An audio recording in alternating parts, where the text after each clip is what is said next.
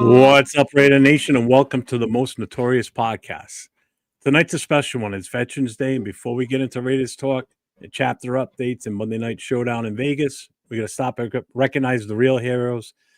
Every veteran out there from all branches, we want to say thank you. You stood for something bigger than yourself. You protected the freedom that lets the rest of us argue about football. Argue about football and celebrate the life under the silver and black flag. To all of our TBH brothers and sisters who served, you are the definition of commitment to excellence. So tonight we dedicate this show to you, Raider Nation's finest, America's finest. Now let's get into it. We've got updates from the chapters, big moves out in Vegas, and plenty to say about that Broncos game and the upcoming Monday Night Football matchup against the Cowboys. So sit back, grab your drinks. Let's get notorious. What's up, Grab gentlemen? Drinks. Wow. Yeah. Woo! What? Yes, sir. So Hey, Will. Happy Veterans Day, you jarhead. Yes, happy Veterans to both Veterans Day to both Hey, of you salute guys. to you, my squid. I appreciate the lift. Hey, man. Hey, it all works together, y'all. Y'all know how it is. I'll be like, hey, sometimes the Navy got more airplanes than the Air Force. The Army got more boats than the Navy. And we all work together to get the job done, just like we do right here on Hey, this show, not just for 19 y'all. years later, I'm still giving Marines ride. Go figure. Mm-hmm. And they're Just still doing it as a probably lift drunk driver. as fuck talking shit. Still pissing me off. Still want to fight them, but hey. Yeah. Well, as you can tell, someone is missing tonight. James, one of our other Bronco brothers, also a service member himself. So to James, Yeah, also shout out to salute James, you and man. thank Shout out you. to the Salute my brother. president of the Black Hole Military Chapter. Yes. Yes, Yes, sir. So, no, I thank you both for your time that you served in the military doing what you're doing. I never had the chance to go in, so I commend you both for doing and committing to Hey, your service. why didn't you join? Was that something you never Because I wanted went to do? right after high school, I went and started on my fire science degree. And I got on a full-time fire department within less than a year after high school. No. That was my goal, was to go full-time fire service, and that's what I did. No. That's okay. awesome, man. I mean, like, I know. It was either that or Good for you. I would have gone into the military. I would have gone into probably either the Air Force or the Navy for the fire academy. The fire academy would have been the Navy. Yeah. Yeah, I would have gone to the fire school for sure. Yeah. That was the goal. If I couldn't get on a fire department within my first Yeah. year after high school, that's what I was going to do. Yeah, I Yeah, almost I got on became right a away. firefighter after the Navy because I went through the fire training. It's intense. I had a friend of mine that he's a fire chief now, but he went through the Yeah. Air Force Fire Academy, and I was pretty legit from what he told me. Actually, I think he trained with the Navy school too. Yeah. Dude, trust me, it was not by choice. It was not by choice. I wanted to be that guy that sat in the back just chilling, holding the water hose. No. That don't work that way. No, well, my buddy was his rate was actual fireman, DC, damage control. But he was my best friend. So he saw my ass in the back, grabbed me, took me to the front, put me on the hose, and I had no choice.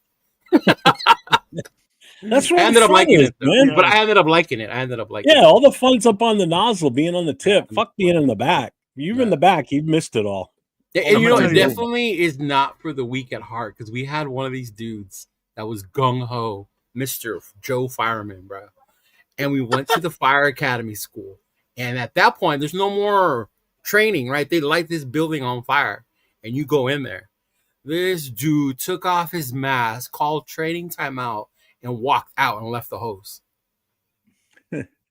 I was like, what? Was it an actual burn structure, or was it like an actual abandoned house that you guys were burning? No, it was a structure that they light on fire, and then you got to go from floor to floor because there's See, somebody when I being first on started ship. going through fire school, there were no one Mhm. around here had any type of burn building, so you Yeah. would get like there's a Navy base in Rhode Island, and a lot of the old houses on the base they were condemning and getting rid of them to bring in all kinds of different industry in there. Yeah. Well, they used to let the fire departments in the state go down there and train on them, so we would light the houses, actual house on Yeah, fire. see, that makes sense for a firefighter. Yeah. And us, the older guys told us they used to do it with houses, but it made no sense because it's not like being on a ship. So the building, they constructed it narrow enough, like you were on a ship. You had to walk. Yeah, up because and it's a down confined the fucking space thing. when Yeah. 90% of the where you're going to be on a ship unless you're in the Mhm. hangar or Yeah, something. so, Yeah. yeah. But shout out to Mr. Gung Ho Fireman for quitting on us. Good job, bro. Hey, I will tell you how what, about man, some- boat fires are no joke because one of the departments I was on, Yes, sir. we were right on the shoreline, and boat fires suck, man. 'Cause Bro, there's you one way in- respect that suit like this. Yeah, because there's only one way into the lower deck on the boat, and that's the only set of stairs on some of those fishing boats. So you Yeah. go one way in, and it's blowing right out at you. So yeah, it Mhm. sucks.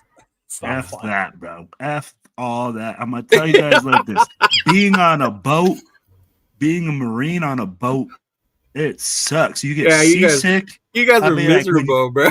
bro. When we get put on the destroyers, bro, we're like caged up animals. I'll be like, we got different chow times. I'll be like, Oh, no man. wonder, bro, they give us a ride on the Navy ships when they go like, hey, man, you guys are gonna go to combat. We're gonna give you a ride for 6 months on this motherfucker, or 3 months on this motherfucker. Sway you in the middle of the ocean, make you sick as a dog, and make you all pissed off. So that way you're Yeah. all salty and vinegar, pissing vinegar out there, freaking just At doing least your in the army, you business. get the Air Force to fly you over wherever you're gonna go. Yeah, Yeah, It's it's different. Yeah, wild. no, dude, it'd be funny because the Marines would be so miserable on that ship, dog. So Dude, I funny. hate being on ship, bro. Mhm. And I give you guys credit, bro, because I'm like I said, I don't got no sea legs, bro. Yeah. Like when we hit the middle of the Atlantic, man, I was like, Dramamine, everything. I was like, no, bro, no, just get me to land. Once we got to like, because our launch point was Dubai. So Oh, okay. launch point was Dubai. Either you go to Afghanistan or you go in country to Iraq, right? Yeah, yeah, So yeah. you like depending on which unit you're with, and then bam. So we went that time. We went on. We flew over from Dubai to Afghan, and it was 2000. 2001, 2002, so or something like that, like early 2000s. So it was like, man. Oh, so you were Bro, in right like- around 9/11 then. That's Oh all- yeah, I graduated boot camp as You too, 9/11 Leo? happened. You too? Were you in? No, prior? I was already Yeah. in. 9/11, we were on our way. We had just picked up what we call Tiger Cruise. So that movie Tiger Cruise Disney made Yeah. based on my ship. We had just picked Sick. families up from Hawaii, and we were on our way back to San Diego to finish our deployment. And that morning when we left Hawaii was when 9/11 happened. Oh, so Yeah, you I were was- out to sea already when it happened. We were out to sea, but we weren't sure because we still had the weapons on board. If we were just going to Yeah. drop them off and turn around and come back, or if they were going to fly them off, because we were ready to ghost them. Yeah. Mm-hmm. Yeah. Man, That the was only thing I my remember, third bro. deployment. My third. That was supposed to be my third and last deployment too. I was like, this shit would Oh. happen on my last one. Did they do stop loss? Did they do a stop loss? No. I voluntarily stayed just so they can send me to a shore duty that was going to be better for me, as opposed Yeah. to whatever. Yeah. Which they did. They sent me to be an instructor. Oh, Now I gotta that's ask you, dope. did anybody else in your family serve prior to you, like your dads, uncles, grandfathers? Or Will? Yeah, both Go of ahead, you. go ahead, Leo. Oh, me, no, bro. I was the first. I was the first first high school grad, college grad, first military. Yeah. Nice. Oh, What about yeah. you, Will? For me, for this country, yeah. For my parents' home country, my dad. So I've been like, you can say like the military is kind of in our family, but it's like, Yeah. you just serve your country wherever He you're was at, in I the guess. Salvatruch Army, no? Oh yeah, dude. My dad is hardcore, bro. Like when I'm talking like we're talking like machete, like Yeah, old school, yeah, and yeah, a yeah, whip, yeah. bro. My dad used to use a Yeah. whip. So I'm telling you, my dad is a Well, savage. Over there, I don't know if in El Salvador, but in Mexico, they make you do at least a year or two mandatory, Mhm. and then you can do whatever you want. But you have to do at least a year or two. No, my I dad think that's what signed was up. in Portugal too. I think Portugal's the Yeah. same way too. My grandfather was still too young when he finally came to the United States. Yeah, On for my some mother's reason, I side. knew Navman's family was a military family. Now, I don't know why. on the LaFontaine side of my family, my dad's side, my grandfather served in World War II. He served in the Pacific. He was with the Army, and he spoke French Canadian. Mhm. So he was actually used on some of those islands over there. He ended up on Guadalcanal during World War II. Dang. My dad Ooh. served. He was in during the Vietnam era, but he graduated high school in '67. He joined, I think, a year after that, and he was in as a Green Beret. His unit never got sent over.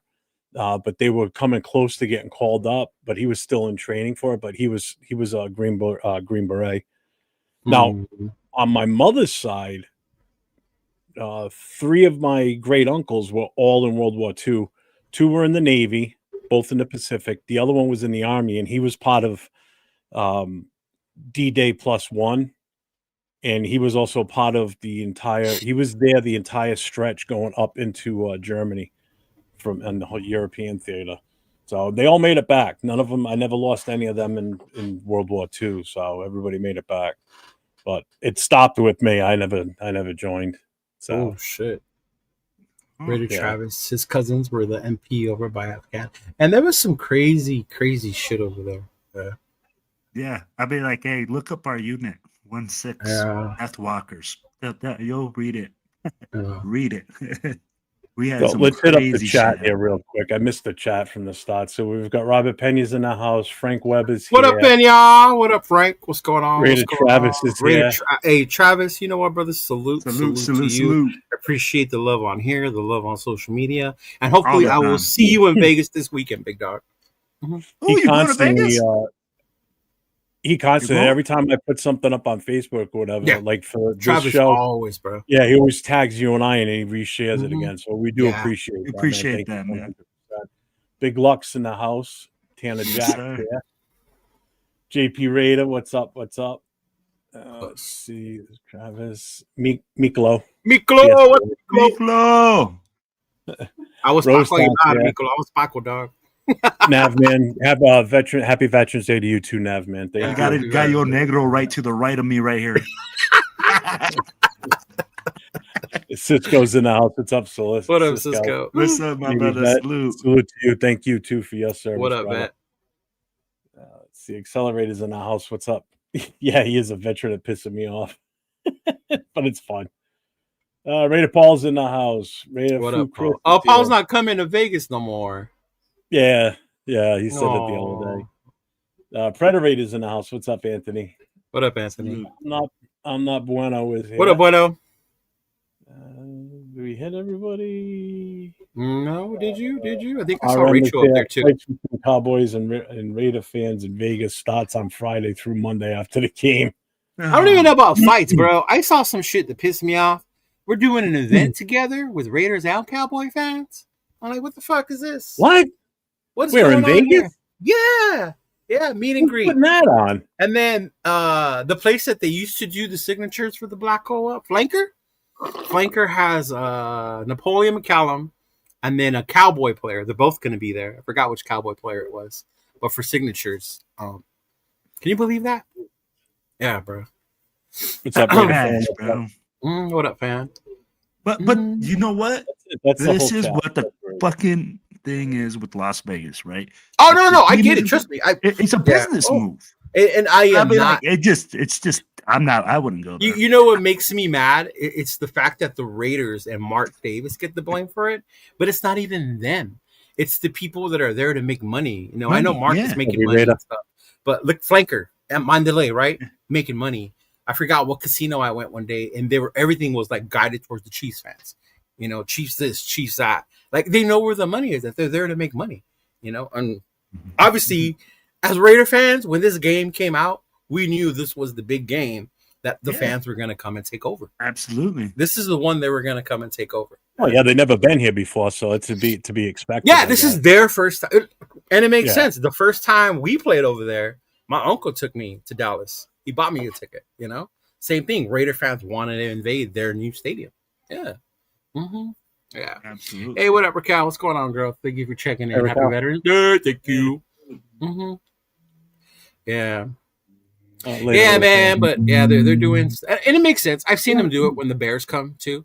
When the Bears came, there was a spot that did a takeover for the Bears, and I get it. It's Vegas. That's how they're going to get more. And the way Vegas is right now, like they're struggling for business, and I get it. Oh yeah, bro. They're trying to hustle up every dollar. You don't even have to gamble, dog, to get free rooms nowadays. I can't even tell you.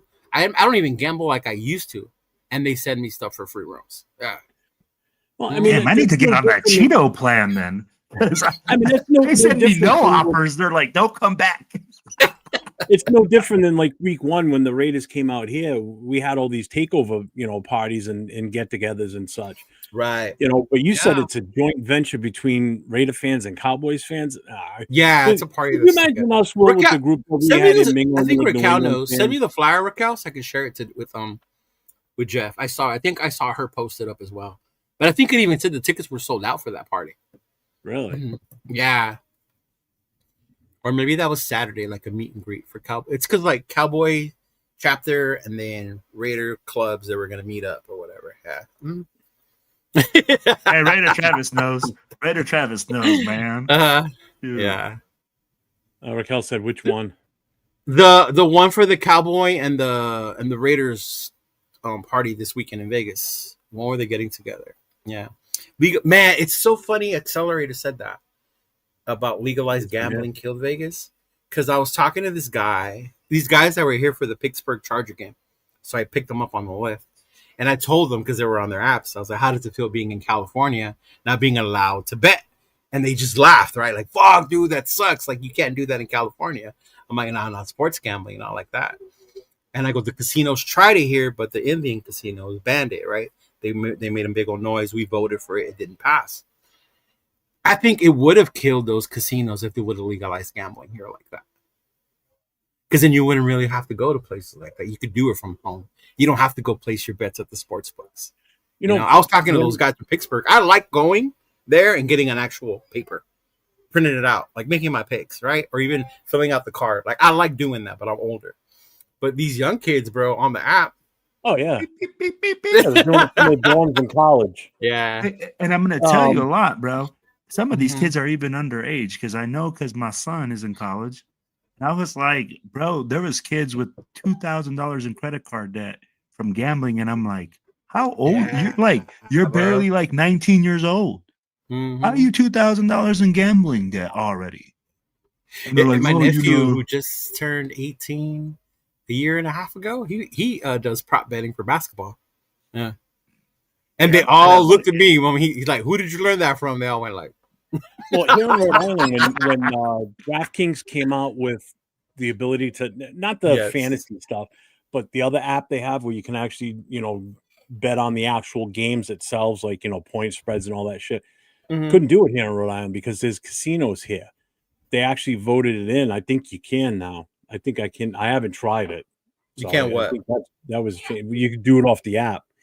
Well, here it limits you. Even in Vegas. Betting, well, if you wanted to do betting like that here, you had to go to the casino in Lincoln. Yeah. Here too, you have to be nearby one. Even in Vegas, you can't use DraftKings because DraftKings don't have a casino in Las Vegas. You have to use like certain apps that are linked to casinos in order to do the sports betting on the app. Yeah. Well, that's what they have here. Bally's has an app over here. But like Krista lives in Ohio, that fool, he has these weird, crazy bets that he can make on his app, bro. It's crazy. Hey, Rachel. Yeah, like he can bet money that Ashton Jency will get 3 yards per quarter at least. You're like, what the fuck? Like, I want to do that. Yeah, I've seen him, bro.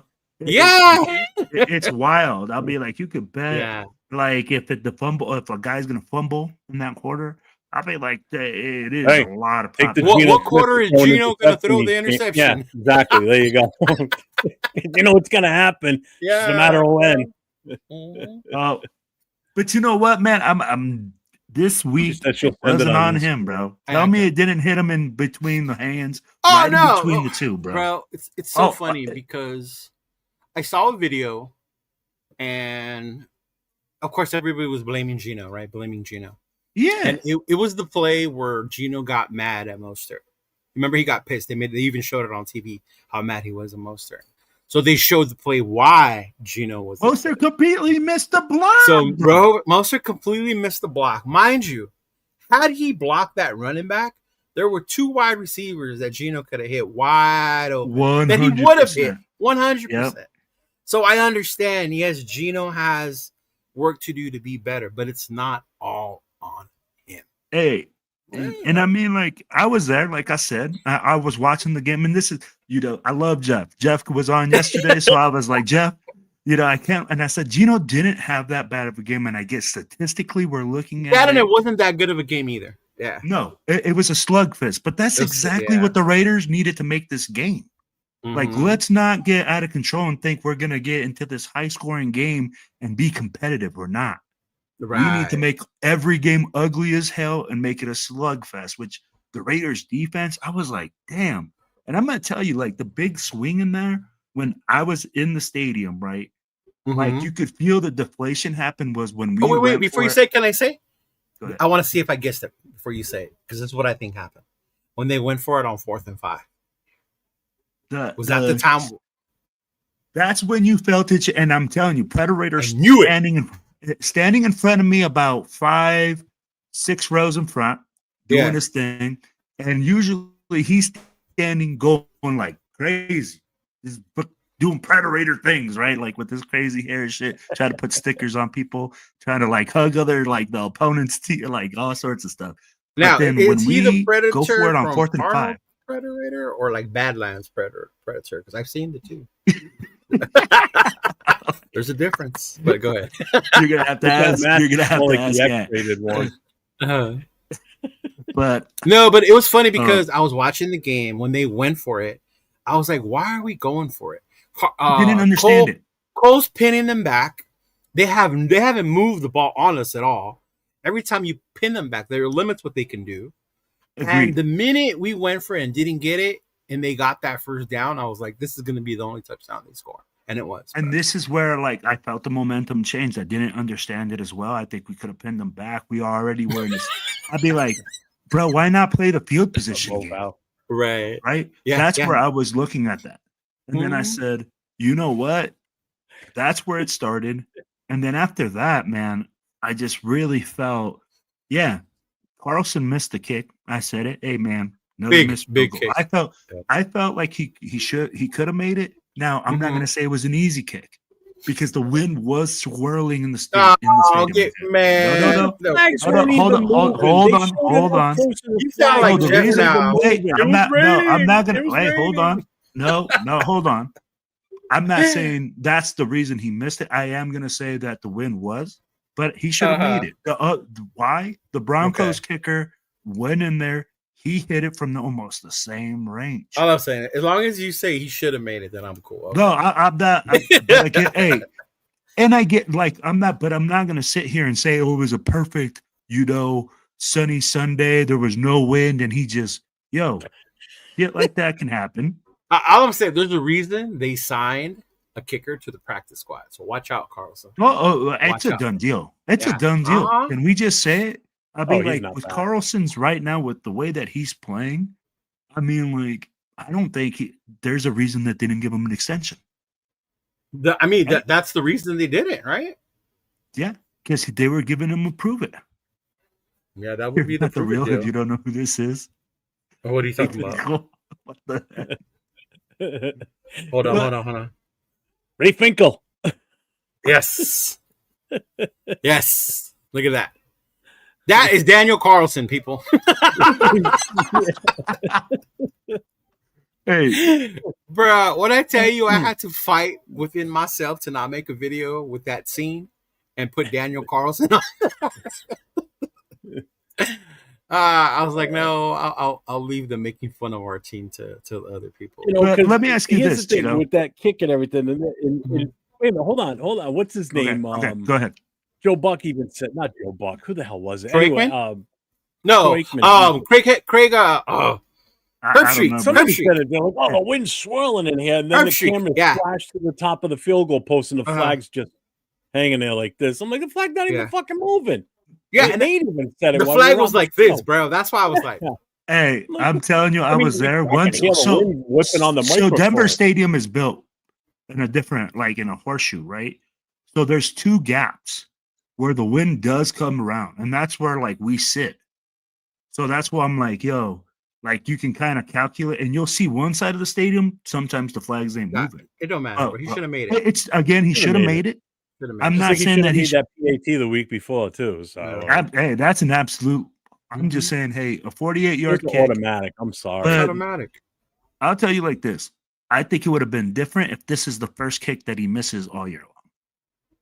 Yeah, and he's got a track record for if it's the first kick, then we're saying, hey, blah, It would blah, be blah. like Gino throwing one interception that game costing us, but hadn't thrown any before. And at that point, we're not saying like, oh, blah, blah, blah, blah. And I'm going to tell you another big because this has play been in the on with game. Carlson since last year, though. I was going to say, 100%. and last year he missed It's 3 not in 1 this game. year. Last year too. Yeah, 100%. And I'm going to tell you guys like this: another big play. Where's James, man? He would so be having his moment right now. Yeah, I'm going to pretend to be James real quick. Okay, go ahead. Where's my towel? looking like I told Red Will. I told Red Will Daniel Carlson was a liability in the preseason. I told Will. You know what? Oh man! Shout out to I'm James. gonna let him, hey, I'm gonna let my boy James know right now. Hey man, Daniel Carlson, you was right, man. He became a liability this year. And you know what? You said, hey, Lockett was gonna come in and become the number. There you go. Yeah. I gotta slam your dog. So my dad's gonna come in here. Like, what the fuck? But let me ask you this, man. Yeah. The play that Dante Thornton gets caught picking the DB, the touchdown play.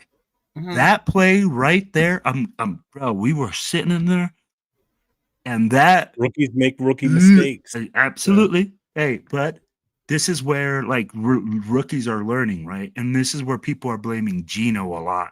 And this is where I'm like, no.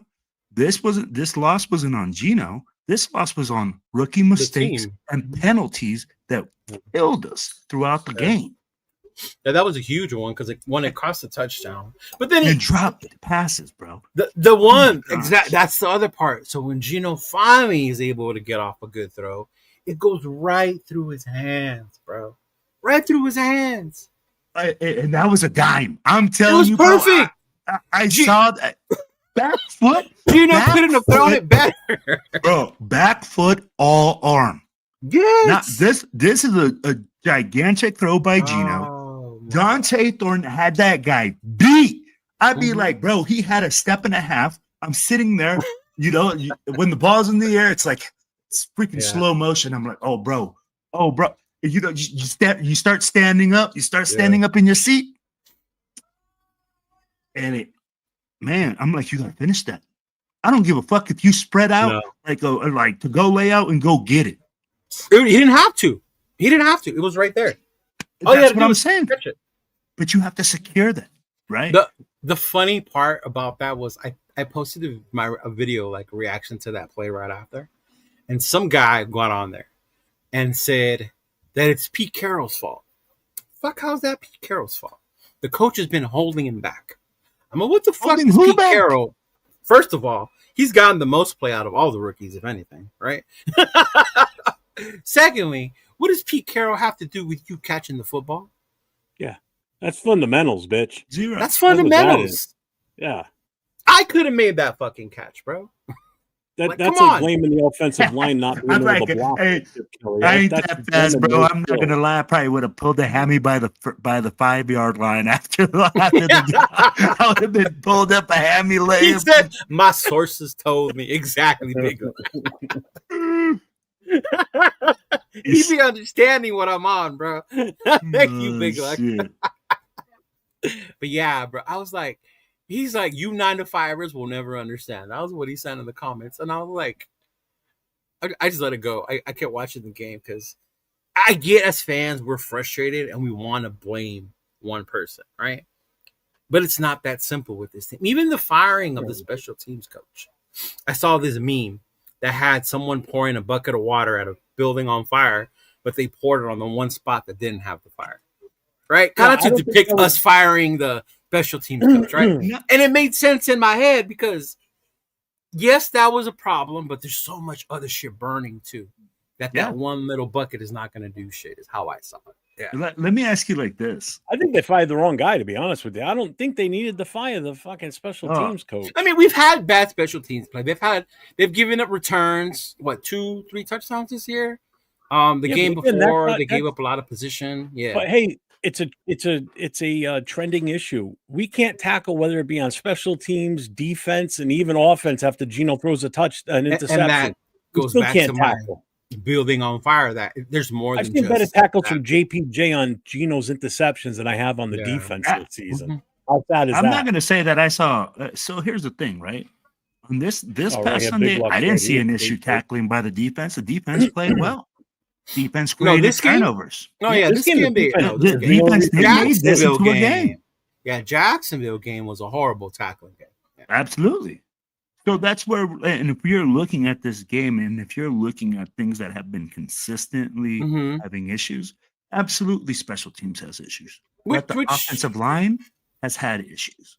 And let's the be whole real about it. team has the O line, no wide receivers, inconsistent play from the defense. Even right, there's games they ball out. There's games like the Jacksonville game or the Colts game. Like, what the fuck are we doing? Right, shit like that. But I think to me, as much as I don't care if people say I'm a fake real Raider fan, whatever the fuck, right? Damn. This is what I- whoa. What? This is what I wanted to see. These last two games, as much as it hurt, don't piss me off because I just want to be competitive. I agree. And you know what? A lot If of we people didn't have the blowout against Kansas City, the blowout against the Colts, the blowout against the Redskins, right? The ass kicking we're going to get probably this weekend and against Philly. I'm anticipating those already. Well, I'll tell you what. Did you watch the Philly game last night? Yeah, they didn't I look did. too good last Yeah, night. but we don't have Green Bay's defense either. Yeah, I get that. But, I mean, you look at the way our defense played against, say, Denver. Yeah. If they can do something like that against Philly, that could be a Denver's different game. offense But is it that is on the bad. road. Denver's offense was that bad. Yeah, it was. It was pretty bad. So, but I'm going to tell you like this: we can't say, "Hey, they played bad." We give credit to the defense. Yeah, you got to give credit where credit is due, right? The defense came in there; they did their job, and this is exactly what we both said. I mean, like people were asking me, "Will," like, and I told them, "I'm like, I just hope we don't go up there and get our ass kicked." Which is what I thought was going to happen, right, Jeff? I Right? said like 42 to something.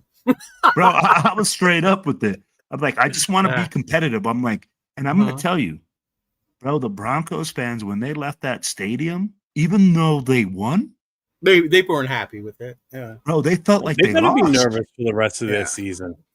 They felt like they straight up lost. They were like, bro, they're like, your team came in here with a bad record, and they came in here and fought with an 8-2 team or a 7-2 team. 2-7. A 2 and you know, 6-7. Yeah, well, they're 7-2. We're 2-7.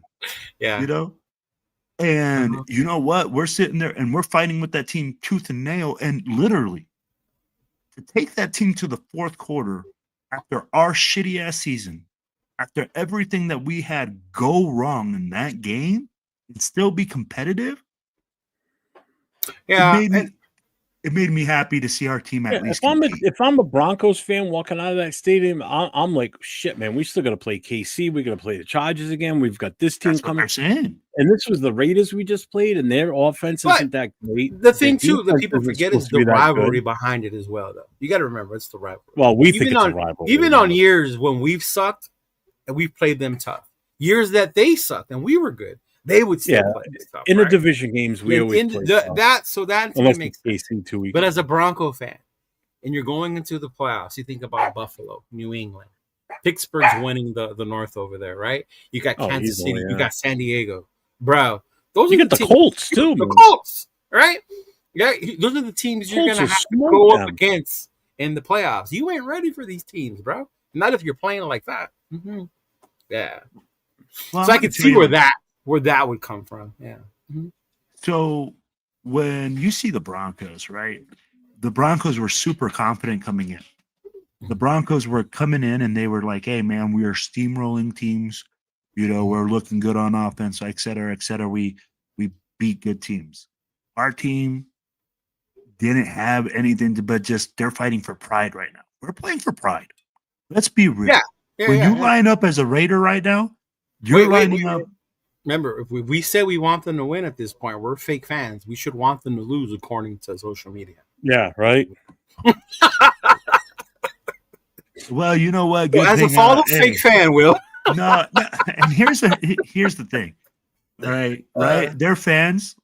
and like they can live that way. I've coached, I've played this game. This is just the way I live, the way that I see it. You know what? Ain't no real fan want their team to lose. If you're saying that you want your team to consistently lose and just go for draft picks and go for, a hope, bro, we've been on this hope train for 20 fucking years. Oh yeah, dude. Have you watched other Raiders shows, podcasts, and read the chat? Because I'm telling you, that's all over chats. No, I only watch. I watch Cheeto, and that's it. That's the only guy I watch. That's what I mean. I mean, it's like people in the chat saying this. It's not. No, I get. Yeah. It's ridiculous. Wow, it actually started last year during the 10 game. Oh God, yeah. It was about this time last year when we had the number 1 pick. Remember, and then we won our way out of it because we beat the Jaguars. We beat the Jaguars, right? We beat the Jaguars. And I'd be like, but I'd be like, and that's the thing, man. Yeah. We gotta stop thinking that just getting a higher draft pick is the solution. It's not only that, but these dudes as players. I always say this: tanking is a fan mentality and a media term. Because NFL teams, coaches, players, to them it does them no good to tank. Right? Yeah. As a coach, how do you make yourself look if you want another job? As a player, who's going to come grab you when you were just looking like ass the entire year? Right? Bro, as an organization. How does that make you look? You look at last year, we lost Chase on a bad team, went to free agent. We lost Spillane. We're a bad team, free agent that was picked up. Morig, another one. Hobbs, another one. We lost a bunch of players. Why? Because they played their asses off the whole year. Mm-hmm. These dudes didn't kick back and, no, we're just going to lose around here. They're playing for something. Palomao played his way into a contract, stayed on the team, all right? And that's the thing I don't think some fans see when it comes to like, oh, we just got to tank and go get that number 1 draft pick and go pick Mendoza. Shut up. So let me ask you this. I mean, like, what's to say Mendoza's not going to be the next Jamarcus Russell? What's to say Mendoza? That's the other part, yeah. I mean, look at Bryce Young. Exactly. Yeah. So we need to start. Hey, what's going on? Yeah, well, players won't tank because they're exactly. Mm-hmm. Yeah. My other thing was, I was told I was crazy, right? Because the Raider offense was going to explode. Because who was going to guard Brock Bowers with Surtain being out? One catch up. Right? You did a great job. Like, you're crazy. They're not going to be able to stop us. They don't have Surtain. Well. Hey, 3 targets later. Man. 3 targets, 1 catch, 31 yards. And this is where I say coaching. Credit to the coaching. Denver knew we blanket this motherfucker. They just traded Jacoby Myers. Let them figure out how they're going to beat us. Oh, that's what I wanted to ask you guys. Did you see what Jacoby said after this game Sunday? Yeah. Yes. I love that, man. And you know what? Where's James at? Aren't we glad we got rid of that toxicity in the locker room? Oh, right? Wait. Yeah. Where's James? He's bad news for the locker room. What? He's bad. Again. The guy's one of the nicest guys out there. It never said boo until he asked, like, hey, am I going to get some extra money to stick around, extend my contract? Right. Oh, no, that's it. You're bad news. We're going to whisper behind the scenes, and next thing you know, everybody hates the guy. They want him gone. Now he's gone, and now we got lost. He could have easily took and I hate to say this because I still like him, maybe because he plays on my dad's team, but the Devontae route. Easily, right? And just badmouth the fuck out of the team. But he didn't. He was like, no, fellas, it's going to get better. Best of luck to my boys out there in Las Vegas.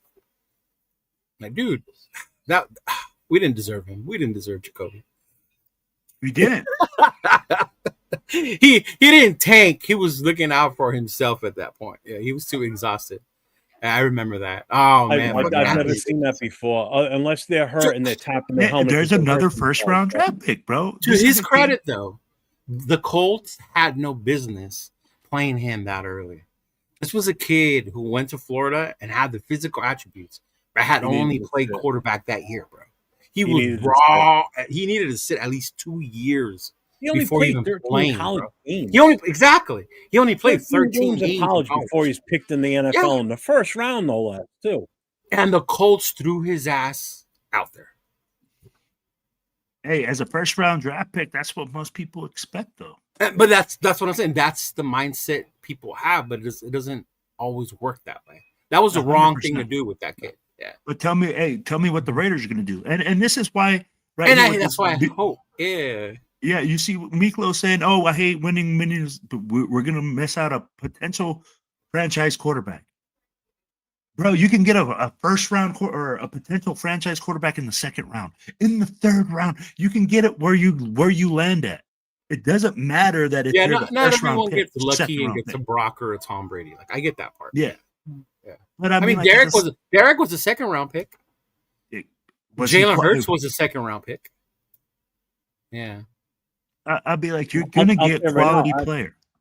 Our future franchise quarterback, I don't think he's coming in this draft either. No, and I really hope it doesn't. I mean, I watch college. I want the offensive line fixed. Yeah. Solidify that offensive line. None of those running with a serviceable quarterback there, which unfortunately is going to be Geno.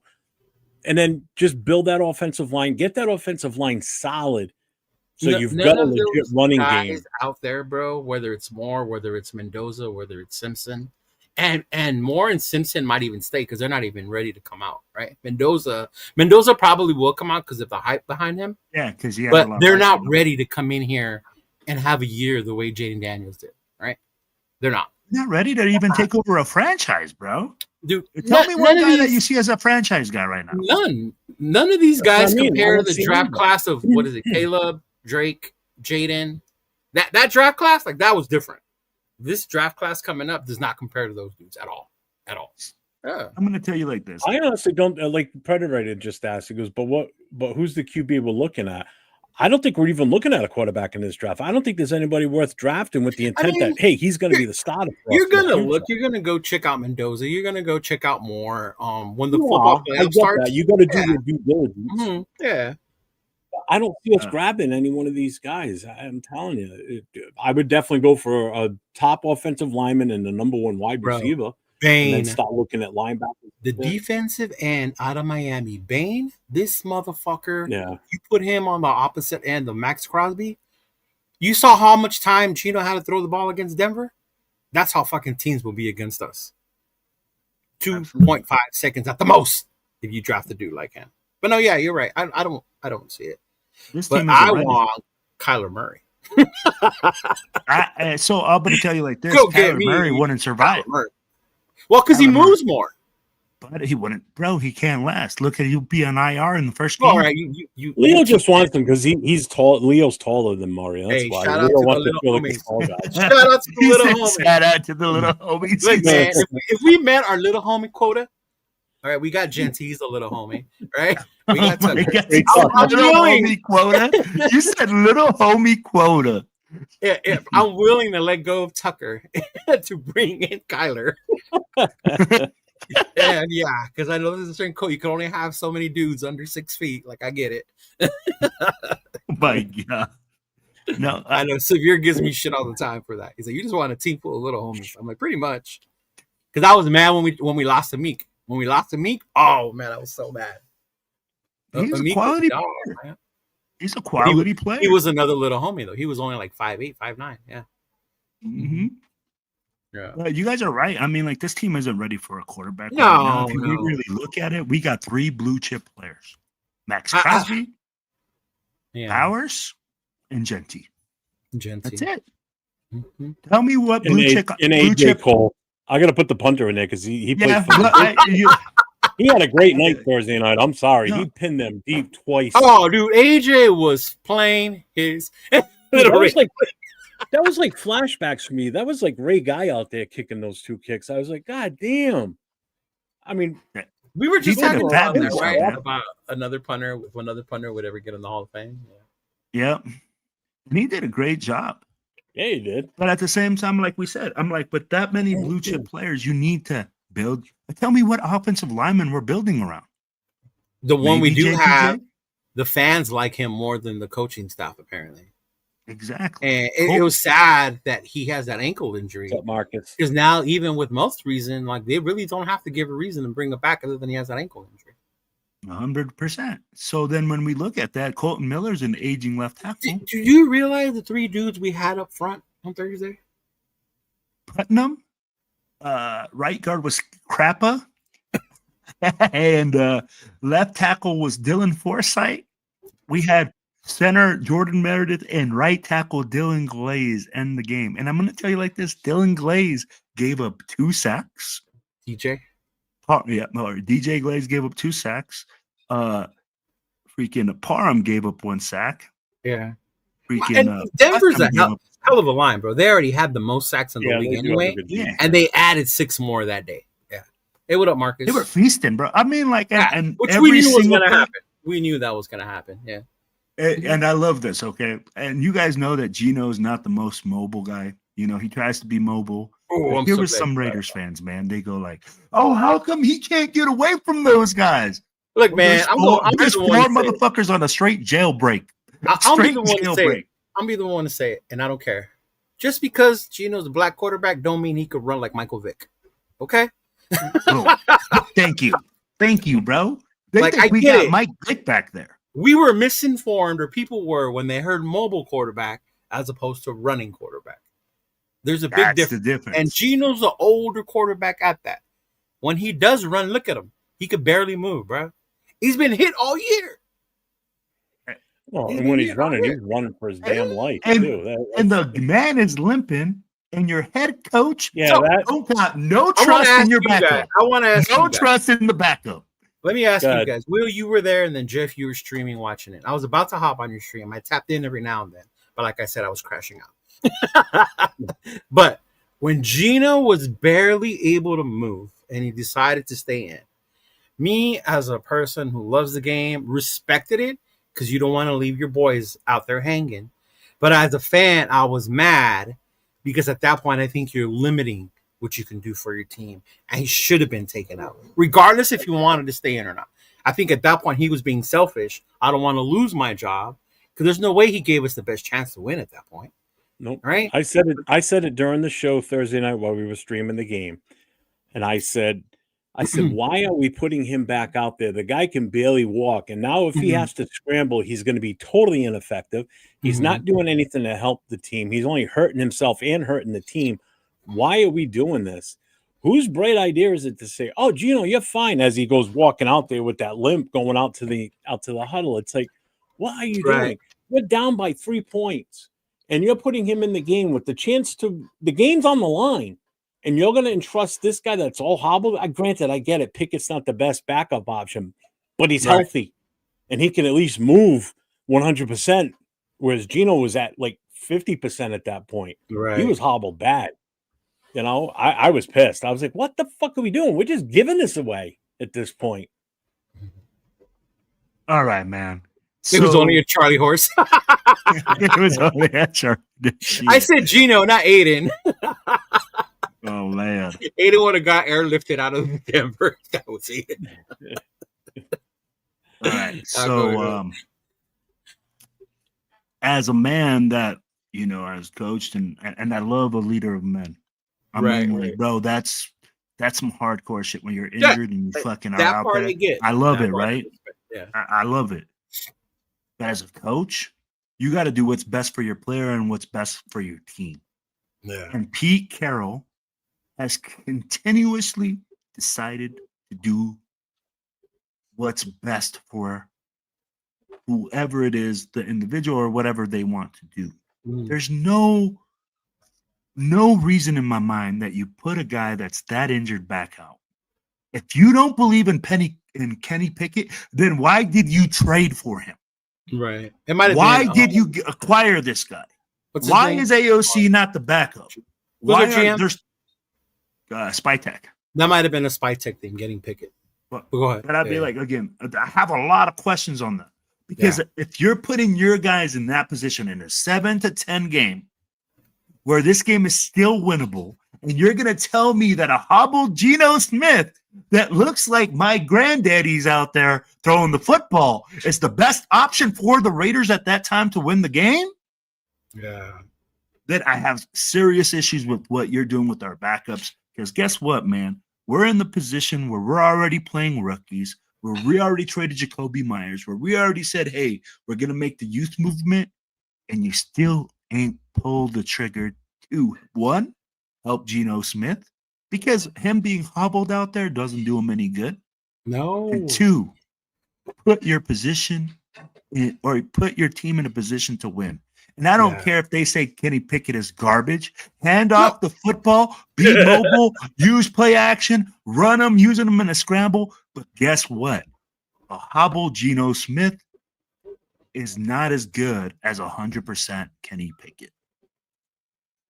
Yeah, that was my only thing. Was I respect him as a player and as a leader. Like I understood that part, and kudos to Geno for wanting to stay in. I get that part. But to me, it's loyalty to Geno as a person and as his guy. That would have been your moment. I could sit in, and it's not because he's sucking; it's because he's injured. That's point. Right. Yeah. So there was a guy from the Bills, week 9, Michael Hosett, I guess his name is. He's a defensive end. This guy snapped his Achilles tendon, okay, late in the game. And as he's hobbling off the field, one of the trainers comes over and says, "We're going to get the cot for you." He goes, "No." He goes, "Why? It's not going to change anything." He goes, "We can wait for that later." He goes, "I'm staying out here with my team." He knew he wasn't going back in because he knew it was his Achilles. He even said it. He goes, "It's my Achilles." They checked it, and they said, "Yeah, it's definitely your Achilles." And again, over and over, they kept saying, "We're going to bring the cot over." So and he goes, "There's no sense in it." He goes, "I want to stay here. I want to be with my team. I want to cheer my team on." I have more respect for that guy right there doing that because the fact that he doesn't even want to come off the bench, even though he's got a legit 100% injury. There ain't nothing that they can do for him at that moment anyway. So what's the difference? But he stayed out there cheering, clapping. And he even at one point wasn't sitting on the right bench on their sideline. He was sitting over by the offensive side. He goes, "I'm going down there." He gets up and he hops down to the defensive bench and he sits there and he's coaching up the guys, talking them up and everything. I'm like, dude, that's a one hell of a teammate. That's what that is. That's what we don't have on this team in some cases. We don't have a guy that's willing to just ignore everything going on and be there for the team like this. Even on the offense, Max. I don't see a leader on the offense. We already know Max is a leader. You don't see that on the offense. You got Geno having arguments with the running back on the sideline. You watch Geno on the sidelines. You were there, Will. How often were other players on the offense around him? He stands by himself most of the time. Here's the thing, right? Like when you talk about like the times on the sideline, bro, the half of the time on the sideline, he's being attended to by the medical staff. I'm telling you, like I get that you see him by himself, and when you guys see the pictures of him on like the camera, but I'd be like the other times, bro, he's surrounded by the medical staff. I'd be like, the man took 6 sacks. Yeah. 6. I'd be like, and this is where again I go like, hey man, I get it. I get what you guys are saying. That hey, I see the frustration with Geno. But guys, this is just more than just a Geno problem. Again, I mean, like it's our offensive line. Coaching is a big problem. And I'd be like, hey, not just Chip, bro. Not just Chip, but Pete Carroll as the head coach, the one who's supposed to be leading the squad.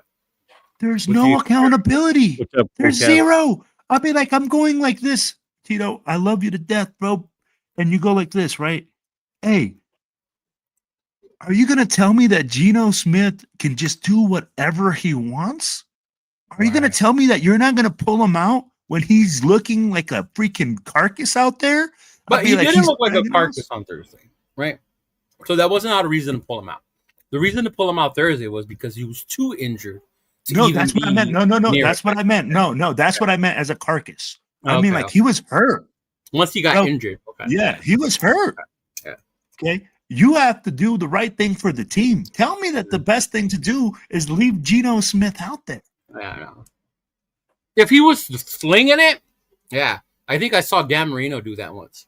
But he was still in there, like not even moving, but he was just like dots. Dan Marino. Said Dan Marino. Dan Marino. Right? Look at our line. Our line was just devastated. And again, yes, the Broncos are a really good team, and that's why they were able to expose it. Well, that's an awesome transition into the next topic. The O-line? JPJ injury and Caleb Rogers coming in at right guard. Let's go. He is, finally? Oh, left guard. Sorry, Yes. left guard. I wrote that wrong. Left Right, guard. or- Left guard. No, he's going So, in. He's going in. Wait. So JPJ is out at left Yeah. guard. So now Rogers is No. coming in. No. Hold on. Hold on. JPJ is on IR now, so he's pretty much done for the season. He's done. Yeah. So Kappa is going to be at right. Right guard. My bad. I meant to okay. put left guard. I put right by accident. Okay. So, Caleb Cap is going to be our right guard. Left guard, because Parham's hurt too, so he's hobbled. So Caleb Rogers supposedly is getting the start this Monday night against the Cowboys at left guard. About freaking time. I'm ecstatic. I can't wait to watch this game just so I can key in on him and watch this kid. So I want to see what he does good. What he's going to mess up. It's understandable. He's a rookie. I expect it. It's the Cowboys defense. They're not bad, because they did pick up some players even after they got rid of Michael Parsons. Their interior defense is good. They just can't. Yeah, and that's what he's going to be going up against. He's going to have a D tackle on him. That's going to be obviously a higher caliber than what he gets in practice. Quentin Williams, bro. So I'm excited for this. So let's see what happens there. Our offense is still going to be weak because you're still talking Capper on the right side. Glazer's having his issues this season. Forsythe has been playing a little bit better since he's been in. He's gotten better here and there. He's not as bad as it was the first time he was out there. No. Yeah, Forsythe. He was horrible. He was horrible. He's horrible. Yeah. He wasn't too bad last week and the week before. He's been okay. I haven't really called his name out much. Parham, he didn't even give up a his sack. name out. No. He didn't give up a sack. I'm excited to see what this kid Rogers can do in game time situation. And if he has to play the rest of the season, I'm fine with that. You know why? Give him the goddamn experience, man. Let this kid play. One of two things when it comes to experience. Right? I get we want to see it, and I'm all for it. But just remember, getting the game experience doesn't necessarily mean you're going to be good either. At least it shows us where we're at. And I say that because Thornton. We didn't go after another wide receiver because they had so much faith in Thornton. He started off the season, right? We don't need to re-sign Jacoby, right? We have these rookie young guys. Ain't seen shit from Betch, ain't seen shit from Thornton, right? So they can get all the playing time they want, and I'm for it because at least we get to see what they are. Now, am I happy that we finally get to see him? Yes. I want to see the other guy too. Grant? I do too. I want to see both of them, bro. Mm-hmm. Shit, I'd even give Grant a start at right side, seeing as though Glazer's playing so shitty. What the hell? Why not? What do we get to lose at this point? That's interesting because Glazer's another young guy. So we're talking about giving young guys experience to develop, to gain confidence, all that. Isn't that what they're doing with Glaze by keeping him there still? Because he's only in his second year. Yeah. So or do we give up on Glaze? Or do we move? I would have moved Glaze on the inside, actually. Put him back at guard. I don't know. I'd be fine with that because that means Cap is off the field. So yeah. Yeah. Bring Lockie Toxie in. Yeah, well, fuck, man. Let's just talk about a completely different. We'll get like 5 holding penalties, but fuck if it'll be worth it. We gotta have a completely different offensive line except for Meredith and fucking Forsythe. Everybody else would be brand new out there in different positions. And you guys said something, man. Cheeto, you said something earlier. I'm excited because these guys are going to get an opportunity to learn, right? Yes. And here's the thing. Raider Nation is not going to be excited because every single time they give up a sack, every single time they make a mistake. They're going to call them a bust. It's a bust. Oh, why are they not there? Why can't they do that? Right. Because they don't realize, right, that these guys were picked in rounds, that they're developmental players. That these players need to get in there and get this experience in order to learn, in order to develop, to get to that level, to be a starter. That's why they don't start. Now. And again, not only is his first start against the Cowboys, it's on Monday Night Football. It's national. And against Quentin Williams. Yeah. Exactly. But their other DT is not that bad either, didn't they? No. He was the one they got in a trade from Green Bay for Michael, right? Yeah. Yeah. Their interior line is stacked. So you're going to see a guy develop. You're going to see a guy get reps and get opportunity, right? And the thing is that makes me excited is that this kid's going to be excited to be out there. And I to hope have so. him excited and try to move people, I'd be like, it's going to give Genty that ability to get bigger holes. I mean, like, I don't know about you guys, but in this Denver game, the big play that got called back by the Jack Besh hold, who had no business holding But he did hold his whatsoever. jersey, though. But he did hold his jersey. He did. I know, but I'm I not said he mistaken, had he no wasn't business even- holding. He had he no wasn't even business near the holding. Whether He had he no had wasn't business even near even the doing play it. either, Yeah, he was he? did But it. it was a He did it. penalty. Though. Yeah. It was no. Yeah, but I'm he not wasn't saying it even was. near where the play was going.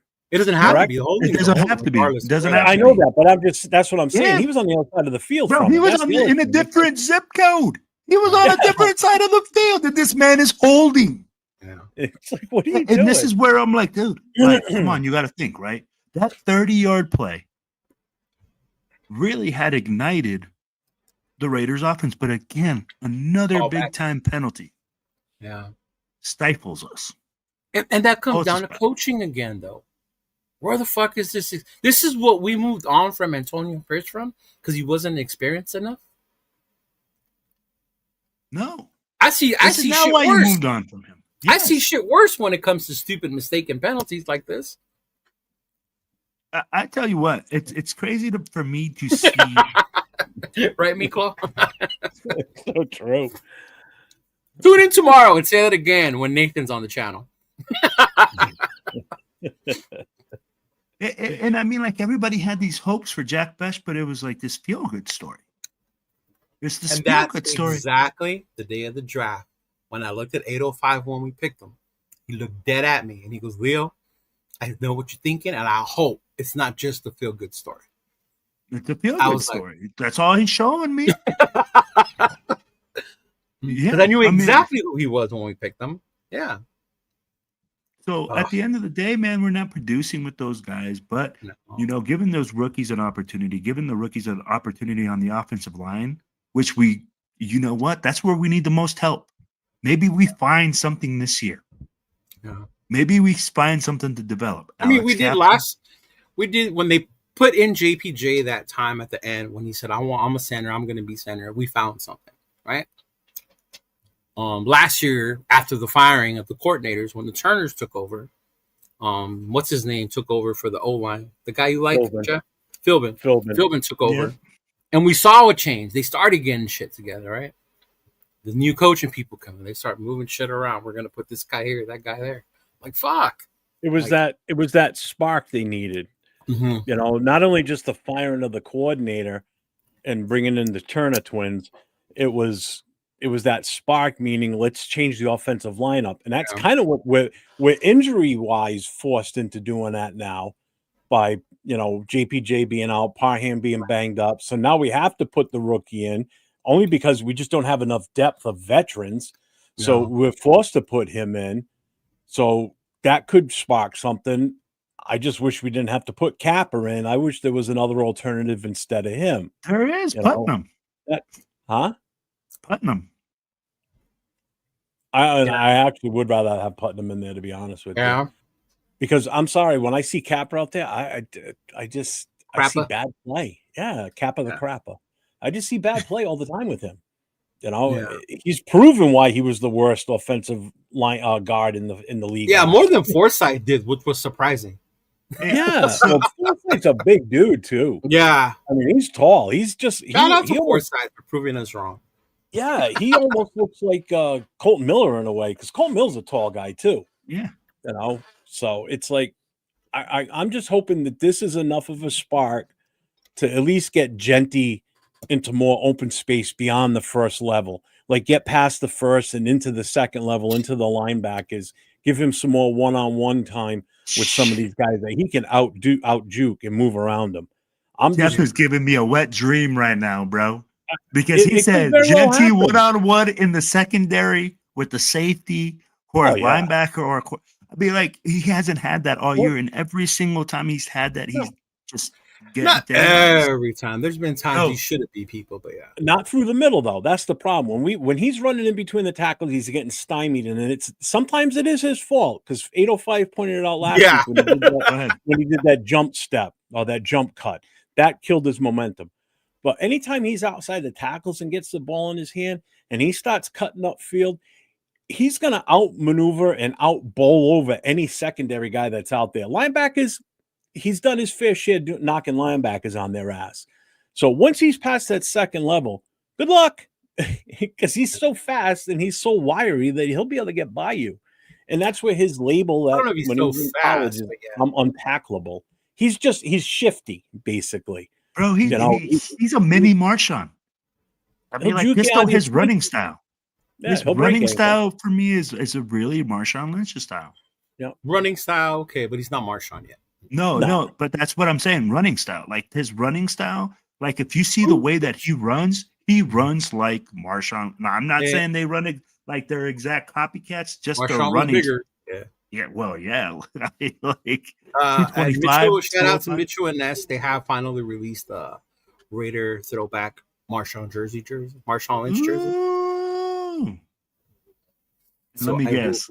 Tito already acquired it. I'm going to. Hey, just real quick, I want to give a shout out to Brian Fowler, man. Last night was his 30th game of the season now.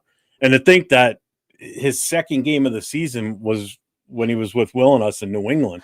So that's how far he's gone now. He's at his 30th game last night up in Green Bay, freezing his ass off. I don't know if you guys saw that, but man, he's trucking right along. I think I'll He's see having him a on great- Monday. He'll be there at the Cowboys. Yeah. Yeah. Because he'll Are be you there going to at the that game? Monday night game. Either one of you guys going to that game this Monday night? I know Nate I is. did. Oh, you are Tito. going? I'll be in Vegas, but I don't know if I'm going to go to the game. But I'm going to Vegas. Yeah. But Cheeto is so famous that they just give him free tickets anyway. I So wish. game. Shit. They're like, oh, No, hey. I'm going to the tailgate, but me and 805 had already said because we weren't going to pay those crazy prices. The Cowboy game tickets are crazy. We'll get into the whole Cowboy coming thing right now. But we did say we'll go to the tailgates, right? And then we know a spot down the street that me and him can go watch the game and chill during and watch the game there. Yeah. Cool. Yeah. You know Brian what, man? I going to saw game Brian Thursday. Did you see him? Yeah. I'm like, so my buddy Shit Show Joe ended up signing his paperwork, right? Did he? Oh, yeah. cool. And man, I'm telling you, bro, like what a fucking name, Shit Show Joe. hey, man, that man is a legend, bro. It is a great time. But Brian, man, I mean, like, wow. Hey, bro, and a like, shout I out can't even imagine. to you, Marlene, and was it Anthony for leaving someone's wife behind? That was kind of fucked up, eh? What? Who? I heard No, someone it wasn't. Will wasn't with them on that. No, Will I wasn't wasn't there yet. I wasn't there No. yet, but I'm gonna tell you like this. Anthony left his wife behind on the train. Bro. When I saw the video, she did not look happy. hey, I love you, Christy. Look, that's my wife. He said that was my wife. I showed my girl the video, and I'm like, look. She goes, oh, what happened? I'm like, he left her behind. She said, oh, hell no. I brought that up Wednesday night on the Raider Connection because the video came out that day, that afternoon. Mm-hmm. So I mentioned it on the show. He said he's sleeping on the couch all season. Oh, there you go. The comment before that says he'll be there. Who's that? Yeah. Junior Marshall? All right, for sure. Let me know where you're going to be at. We're going to be at J. We're going to be at W for Shorty's Tailgate as well.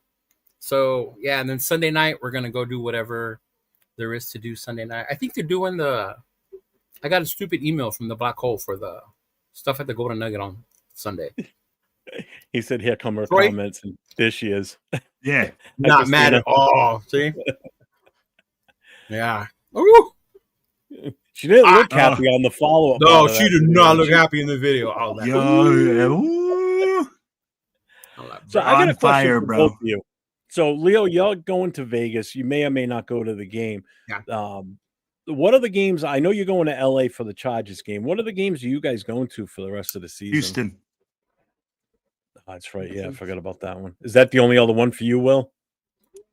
Trying to get to Philly. We'll see. Are you really? Hey. Houston and whatever game someone decides to invite me to in Vegas, I'll go to that one too. Come to And Philly. if you're inviting Cheeto, and if you invite me, I'll go too. I'm just kidding, man. I'll just tag myself in the bag. Dude, it's crazy because I love we do this, and we do it for the fans, for us, our brotherhood, our clubs, all that stuff. Yeah. But Chona told me some crazy shit the other day. I was talking to him. I was like, "Hey, bro, what are you doing?" He's like, "Oh, no, I'm gonna go to dinner." I was like, "Oh, yeah, that's cool. Where you going?" His girl works for this lawyer place. So, they work for lawyers, so they all buy season tickets. So when last time we went to Vegas, he got to sit on the club seats. I'm like, "Damn, fool, where'd you get the club seats?" It was through the law firm. Well, they go have these dinners. They watch our fucking show, bro. No shit. They legit told him, like, "Oh, we watch you on YouTube." I was like, "Shut the fuck up." He goes, "Yeah. Yeah." Who is this again that says this? Some of the lawyers from their law firm or whatever and shit, they have like season tickets. So No he's like, shit. "Yeah." He's like, "You guys are hilarious." I was like, Chona's telling me this, and I'm like, "Shut the fuck up, bro." He goes, "Yeah." They invited him to go watch Pearl podcast, right?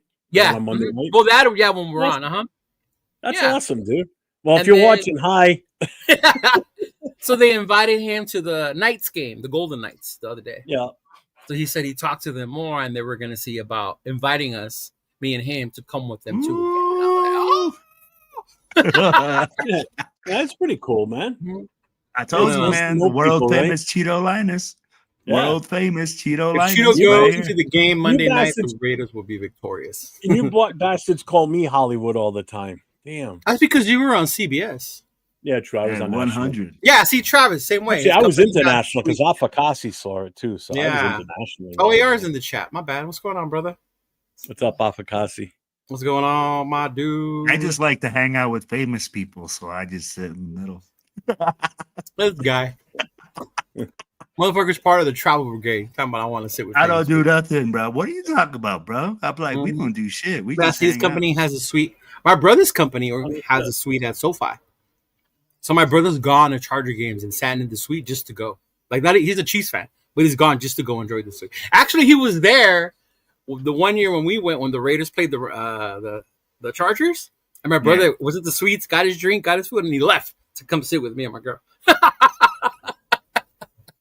Yeah, he's like, I'm out, and he came to sit with us. Yeah, I'll be your plus one. I'll leave my wife again. Oh, wow. Hey, man, if we see a Predator on a milk carton, you know what happened. Ooh. So let's. What do you guys do? You know of any events that are going on for this weekend? Will Detroit, in Vegas, Golden Nugget, right? That's it.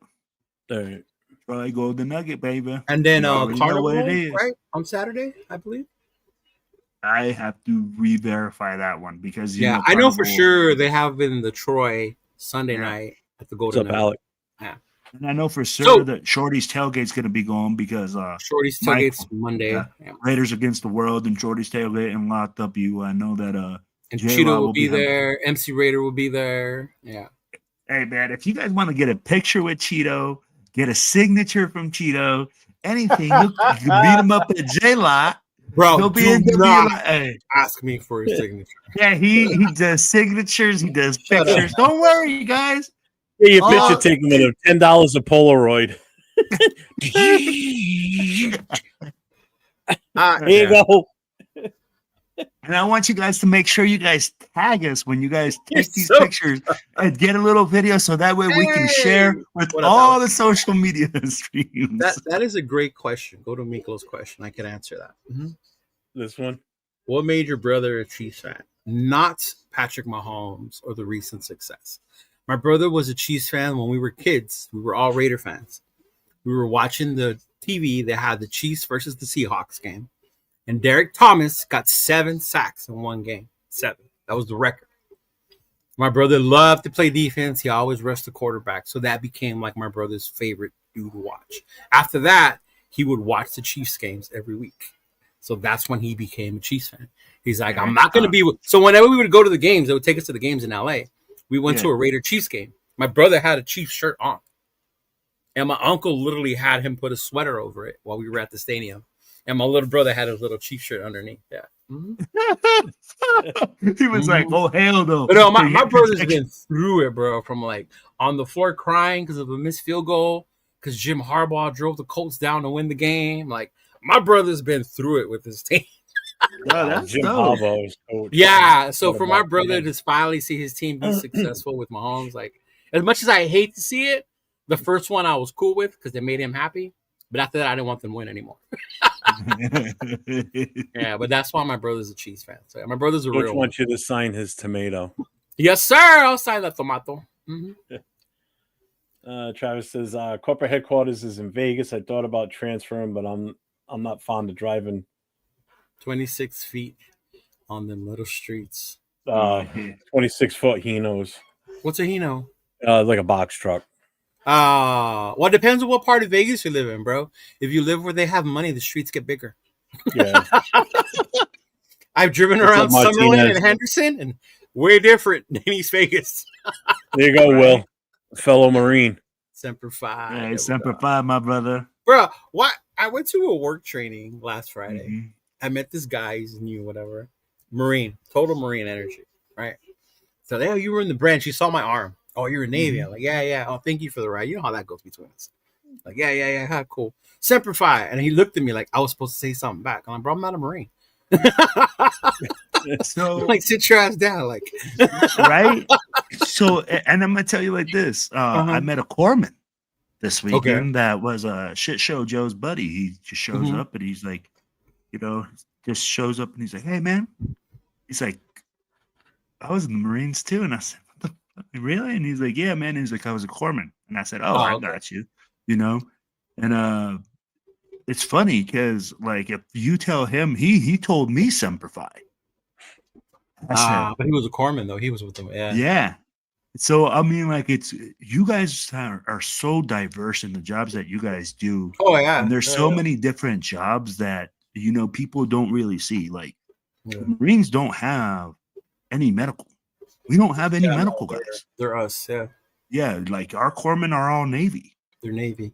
Yeah, like, we don't have, like, people think of, like, the Army and all of them got their own medics. We don't have shit for medics. Yeah, the divers aren't from the Marines. The divers were Navy. Yeah.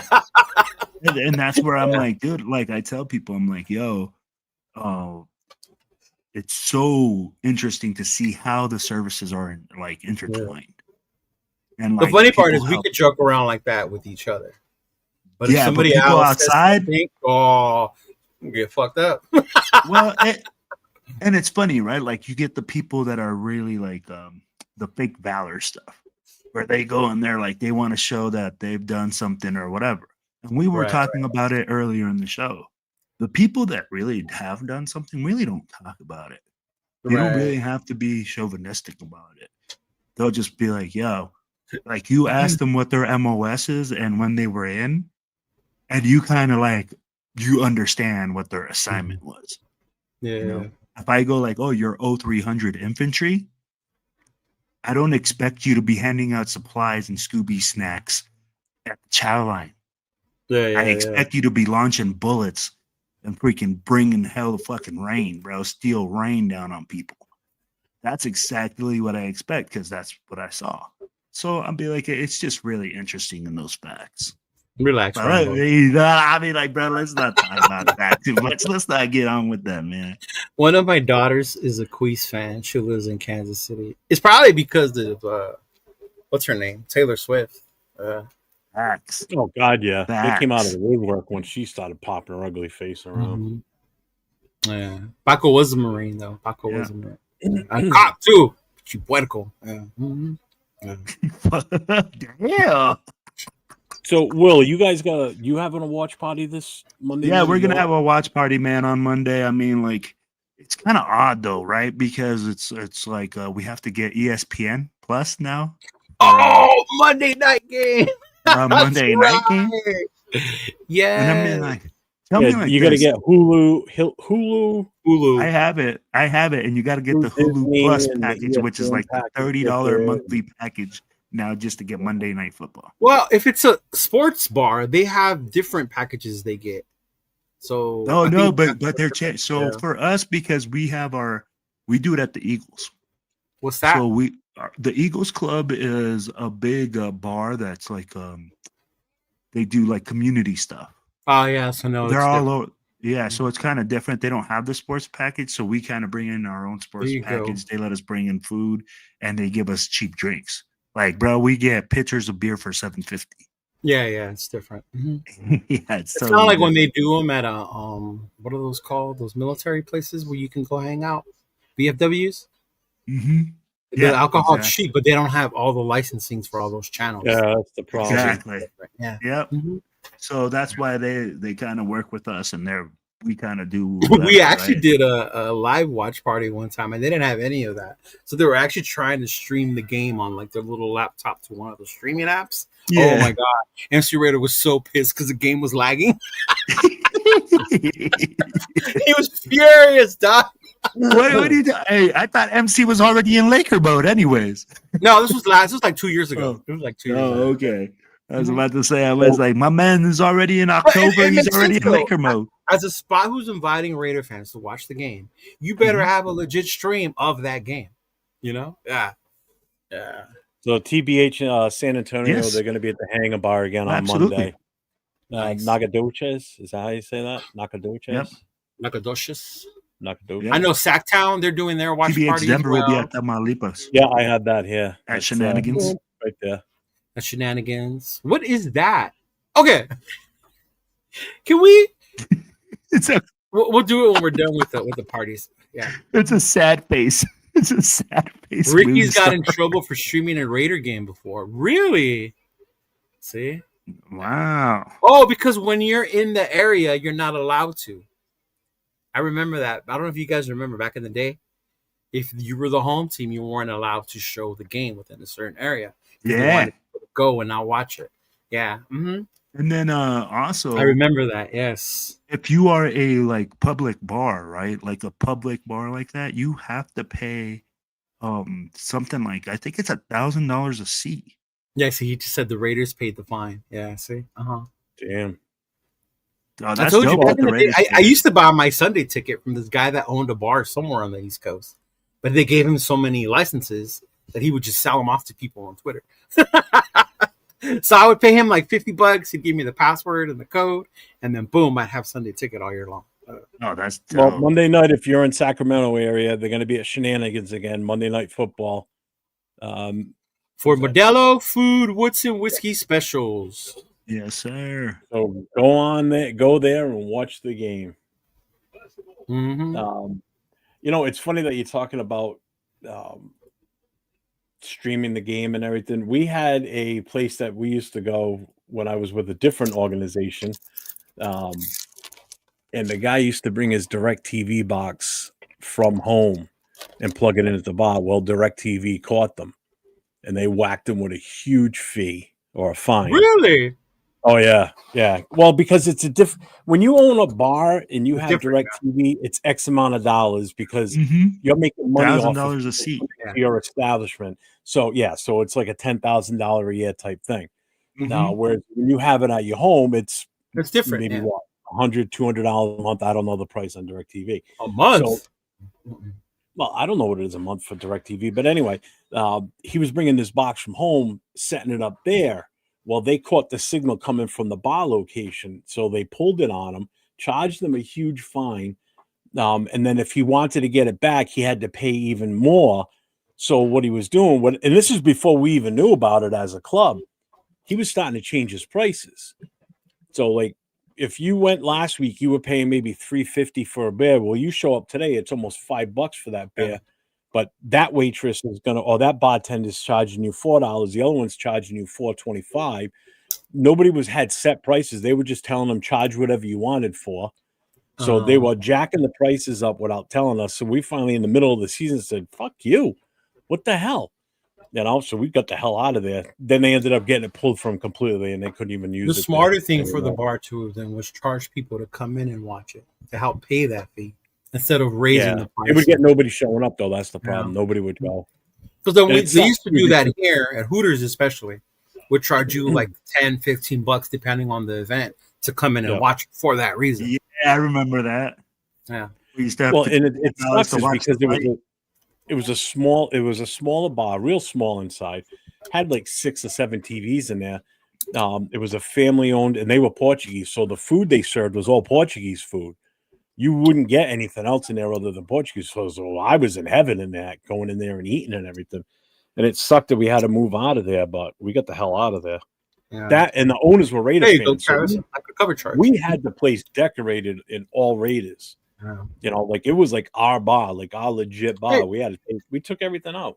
Speaking of Ricky's, now that Bay Area TBH took over, did they redecorate it Raider style? Because before there was Niner stuff. And So Raider stuff. they've started to redecorate it. Yeah? They did some updates and stuff like that. It's not the same because it's not the same owner, and the owners got rid of a lot. Dude, they used to have a wall of your pictures. Dude, I'd be like, dude, I was up on that wall, bro. I was so like, mad when it was gone. my picture. Yeah. Like, the videos I've seen now, it looks like there's nothing in there. Well, it's very bare minimum now. Yeah, they're What, like Ricky's? basically, because it's not the same owner, so they're starting to rebuild it, starting to make it. He said it looks back like to IKEA. Don't say Looks that, like bro. IKEA, he said. Oh my god, he said it looks like IKEA. Oh my god. Oh, what's up, Dixon Sight? I didn't even see it pop in, man. What's up, man? Oh yeah, he's been here. What's up, Dixon? Oh. I didn't see him earlier. But yeah, we do have the Black Hole in Vegas. If you're gonna go there, it's not the eye candy anymore, right? From what we were told, in the meeting. It's not the eye candy. So we will be at the Golden Nugget at the Troy Bar. From what I know, people are still going eye candy because they like it. And there's also a Raider party going on that day, not by us. I believe it might be from some other people. You might want to check my Instagram tomorrow. I'll have it up. But they have a Raider party going on Sunday night. Yeah. I think the correct verbiage for the eye candy was fuck that place. This is what was said the other day. Like, fuck that place. Yeah. And I only say that because there's people that come down that just like going there. One, it was on the street. Yeah, that's their vibe, and no shade to them. Yeah. Mm-hmm. Yeah, exactly. Yeah. Go enjoy. Shout out to my homies, the crew, Tony. That's for you, Tony. I know you like going there. We do have a couple of notices that we want to put up for some chapters that are having turkey some drives. fundraisers. So first we have this one. What the hell? I want to get rid of that. Is that image? No. He said IKEA. Right. Now I want to see pictures of it. Hey, man, I mean, like, it doesn't look anything like it used to. That's for sure. No, I've seen what it used to look like. I've never personally been there, but I've seen video and pictures of what the inside of it looked like, and it was just wall to wall Raiders. I have pictures, but it was before iPhones. So the pictures I have are actual printed pictures of when we used to go to Ricky's. Yeah. Mm-hmm. Free food. It really does. Yeah. This is Sacramento one, right? Doing this one. PBH Sacramento, right? Yeah. So it says Community Friendsgiving Turkey Drive. Join us for a night to thanks, give back, and connect. 21 November from 6 to 9 p.m. Arvida Cantina. What's happening? It's a potluck Friendsgiving with the Turkey Drive. Oh, that's cool. That's cool. Yeah. They ask you bring something for someone else. Your contribution is the heart of the event. Oh, that's awesome. Please bring one of the family to help a family in need, a turkey or a ham, non-perishables, gift card or local grocery, right? Or financial offering. Anything offering helps. That's awesome. Yeah. And 21st is a week from this coming Friday. So it's a Friday night. So it doesn't interfere with football, won't interfere with the Sunday night game or anything along that line. And not Friday night. If you are watching, anyways. There's Friday night SmackDown. Oh, you went there. Not that half of you are watching, anyways. What's up, Sacktown Mike? And thank you, my guy, for your service. Also, he's what up, Mike? What up, my dude, Mike? My fellow vet. What up, Big Mike? He's one of them crazy airborne guys too. Yeah, he is. You can tell. My chapter, actually, we're doing a Thanksgiving food drive.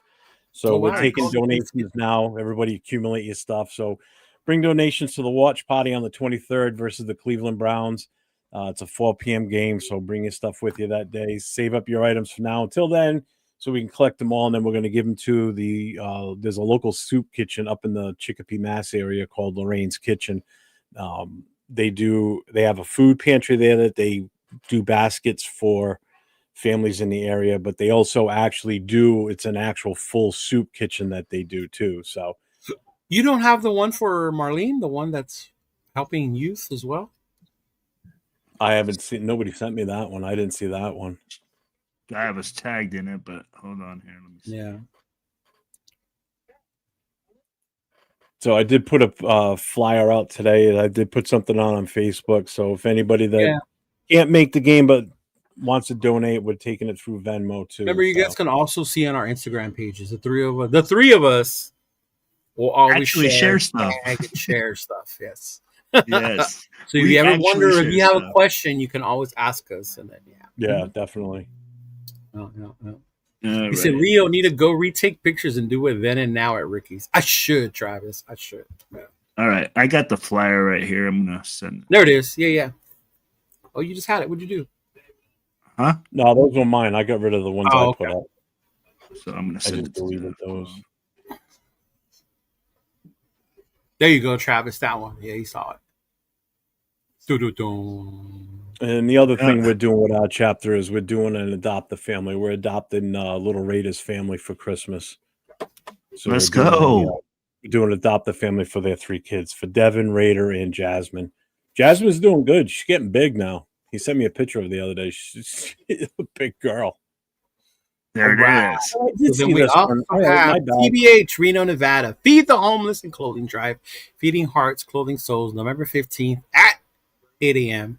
Deer Parks, Prairie Water Parks, providing breakfast and clean, gently used clothing for individuals experiencing homelessness. Volunteers needed to help distribute food, clothing, and personal care. And if I lived nearby, I would totally go do that. But yeah, they need toiletries, hygiene, travel size, soap, washcloths, water, fruits, baskets, and snacks. Yeah. And the cold is coming, y'all. So if y'all go to the Dollar Tree and get like those warm hand warmer things and stuff like that, like stuff like that helps as well. I used to work homeless outreach, and we would do like an event on the longest night in December. So like December, whatever, we would do one of those, and we'd stay up all night with them, and we provide food, clothing, and stuff like that. But those hand warmers, bro, woo, they said those things were like gold to them in that fucking cold. Yeah, the hand warmers, and around here in New England during the cold weather, coat drives, winter coat drives are huge too. Yeah. Mm-hmm. That's normally when I end up giving out my old hoodies and stuff, because I have a bunch of hoodies. Yeah. And I go through them like I fucking underwear for some reason. Yeah. Jesus. Okay. He says I get so picky. It starts to fade and I don't want it no more. If I see a new one, I wear that one all the time, and then they just build up. They stack up and they just sit there. I got you. Yeah. Mm-hmm. But it's really neat, man. By the way, for the month of October, when we were doing the breast cancer awareness for the chapter, we ended up raising $300. Oh, hey, that's cool, my brother. That's awesome. So didn't you guys raffle off the? Yeah, actually, one of the guys in the chapter, his name's Gino. He won it. All right, way to go, nice. Gino. Oh, Chico. That's what's up, Chico. He's a fucking crazy bastard. This guy. This guy. When the Raiders win, one of my board directors, she has a big in-ground pool. It's the pool the party we had back in July at her house.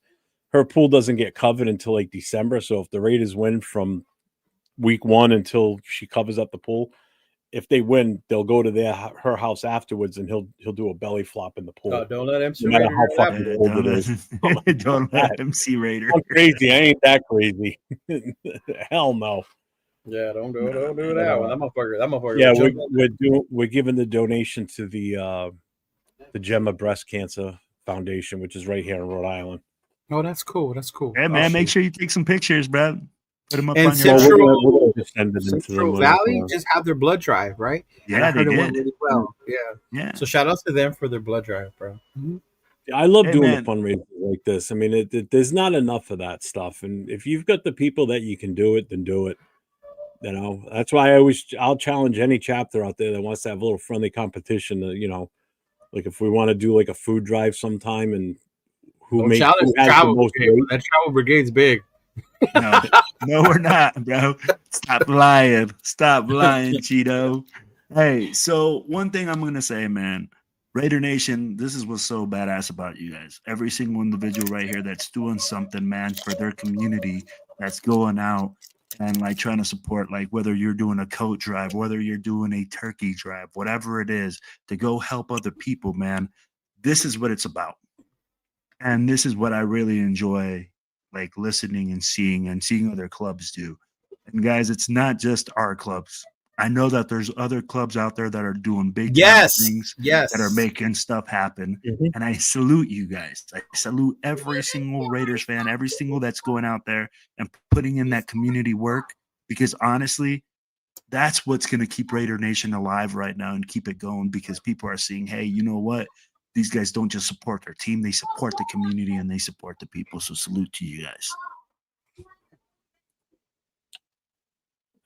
We're celebrating them to this week. We're not talking shit about Raider fans this week. Yes, sir. This week. Hey. Although there was an interesting post floating around, but about what a real Raider fan is. Okay, so which sparked a lot of debate. So hit me with it. So hit me with it. You know, I haven't heard it, so I'll be like, you're more networked into that kind of scene. So what was this debate that people are talking about? The way it started, I saw it. I forgot on whose page. I think it was Mario MC Raiders page, and it was people saying, "See, Travis seen it." People were saying he wasn't a real Raider fan because he clowns on his team. So this Raider fans telling MC, "You're not a real Raider fan because you clown on your team." Not the first time, right? Then you're not a real Raider fan if you never went to Oakland. That was another one, right? I guess I better stop being a Raider fan then. So, like, and it's funny because when you read the comments, like, man, like it's crazy how divided we can be as a fan base, right? And I'm not innocent in all of this, right? I have my clowning, I have my fun with my Bay Area folks, you know, because I'm from LA. You guys have seen my Leo, stop with the Bay Area banter, right? Like, yeah. But to me, it's just funny when you talk about what's real Raider fans, right? According to this video, none of us OGs are Raider fans. See? And then it's calling the people of Oakland. They're not real Raider fans because they don't want to come to Vegas. Mm-hmm. What sparked this was one of going to the games, people not going to the games, who's watching the games. You said earlier, Will. Those of you who even watched the game. Because there's people who are done watching the Raiders, right? And I get it. You're done. You don't want football to take over your life. It's okay. The team's not show you anything. And okay, you're entitled to that, right? But to sit there and point out what makes someone a real Raider fan, to me, is hilarious, bro. Because there's different levels. There's different levels to it, right?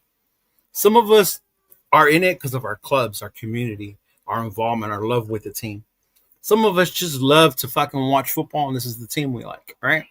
Some of us go to every game and are in the seats, right? Some have never been to a game, whether it's financially, geographically. But this does not fucking make one more fan than the other, big dog. Some of us know the history of this team. And some barely know 2-3 years ago. You know, the greatest quarterback to them is Derek Carr. You know, but that doesn't mean you're more of a Raider fan, bro. Like, I think that's, to me, is the mind-boggling part. Like, that we have to call each other out in that sense. And that's one thing I've learned on social media is I've seen a whole nother side of Raider Nation that I was not aware of when I joined on this side of the fence. And for me, I go like this, right? There's no way for me to validate my Raiderism to another Raiders fan. There's no way for them to validate their Raiderism to me. There shouldn't be a reason for you to validate it. But here's the thing. I think people get caught up, right? And this is where I talk to a lot of people. And they go like, well, I'm a super fan. and I'm this. Uh-oh. And we have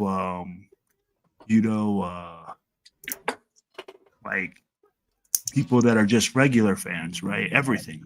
But honestly, every fan is just a regular fan. You're a regular fan just like I am. You go to the games whether you go to or not. You cheer for your team.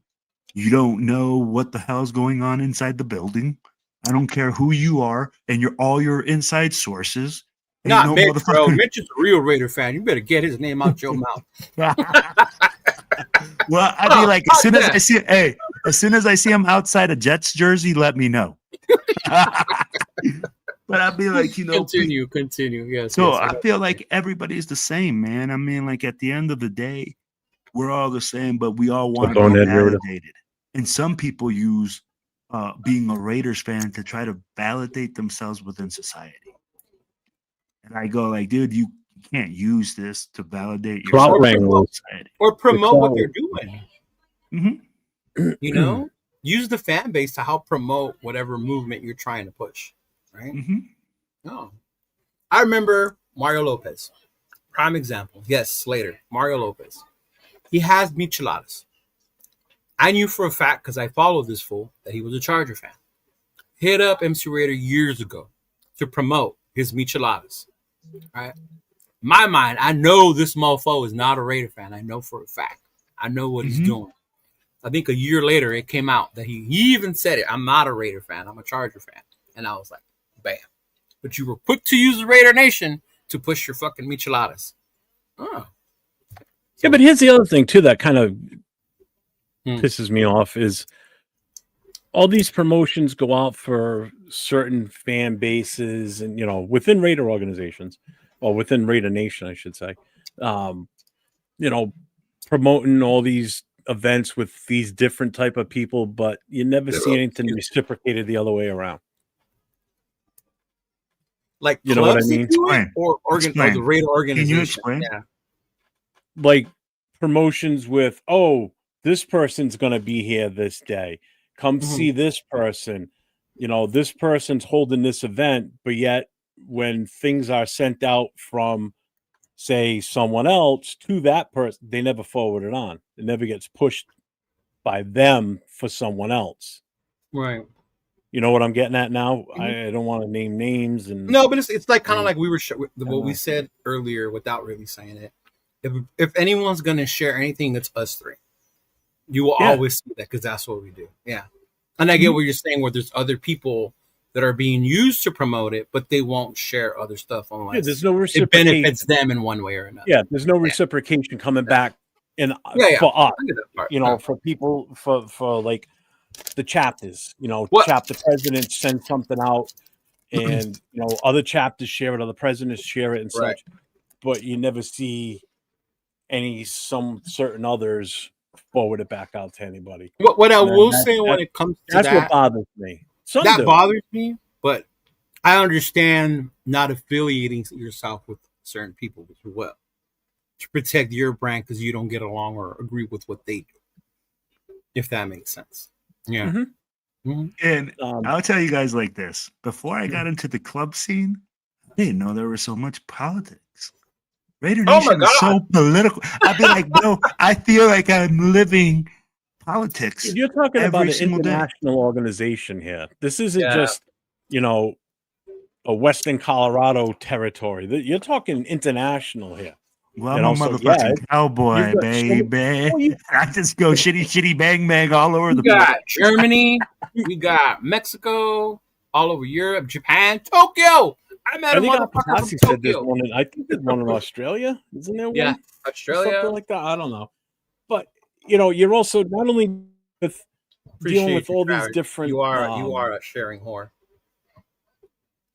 You're different locations within this country. Somebody on the East Coast has a different attitude about things than someone on the West Coast. Like that thing I put in our group chat the other day about the two meanest states ends up being Massachusetts and Rhode Island's number one for just the meanest residents. That's because you guys are a bunch of pricks up there. A bunch of assholes out here. We want something done. We're going to do it now. And we're going to get it done. Get the fuck out of my way. Move over. You know, the California is more of a laid back. You know, the certain parts of the Midwest are a little bit more laid back, and we'll, you know, all right, it gets done. We'll get it done today. No, we're gonna get it done in 5 minutes. So get out of my goddamn way. Move over. I want to get it done. And we talk so much faster out here too. That's the other thing. Then also you got different attitudes just in the country alone. You know, so yeah, not everybody's gonna get along. I get it. He said my super fan name's gonna be Sharing Whore. Oh man. Well, speaking of that, I'm gonna put something up here because we're getting closer to that date. We're a month away. So man, anybody that's planning on going to Philly, save the date that weekend. So Friday evening, the meet and greet is going to be at the Doubletree Hotel and Bar at 4509 Island Avenue. It's right near the airport. Damn, y'all got Doubletree money? Fuck. Yep. So that's the meet and greet. Yep. It's going to be at their restaurant, cafe, bar section of the hotel. Hey, so that'll be 7 to salute to you guys, man. Hey, salute to you guys, Jeff. No doubt. I love what you guys are doing out there. That'll be 7 to 10 that Friday night, and then on Saturday we got two different things going on Saturday. Huh? Is Mark gonna go there? What? There's a possibility because Gorilla's gonna go. I know Gorilla's going. I think. Oh, okay. Gorilla is he to Philly? Going. So on Saturday, which is the 13th of December, from 12 o'clock.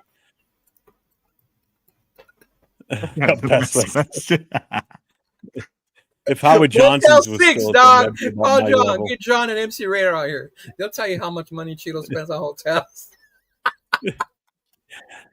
Saturday, December 13th, from 12 o'clock to 4 p.m., Misconduct Tavern at 1801 JFK Boulevard in Philly. Right next door to it is what they call Taste Cheesecake Bar. If there was ever a name for a Raider event to have a bar, would be Misconduct. Misconduct, yep. And then there's a Mexican grill right next door to it, too. No, it's not. It's in Philadelphia. There's nothing Mexican about it.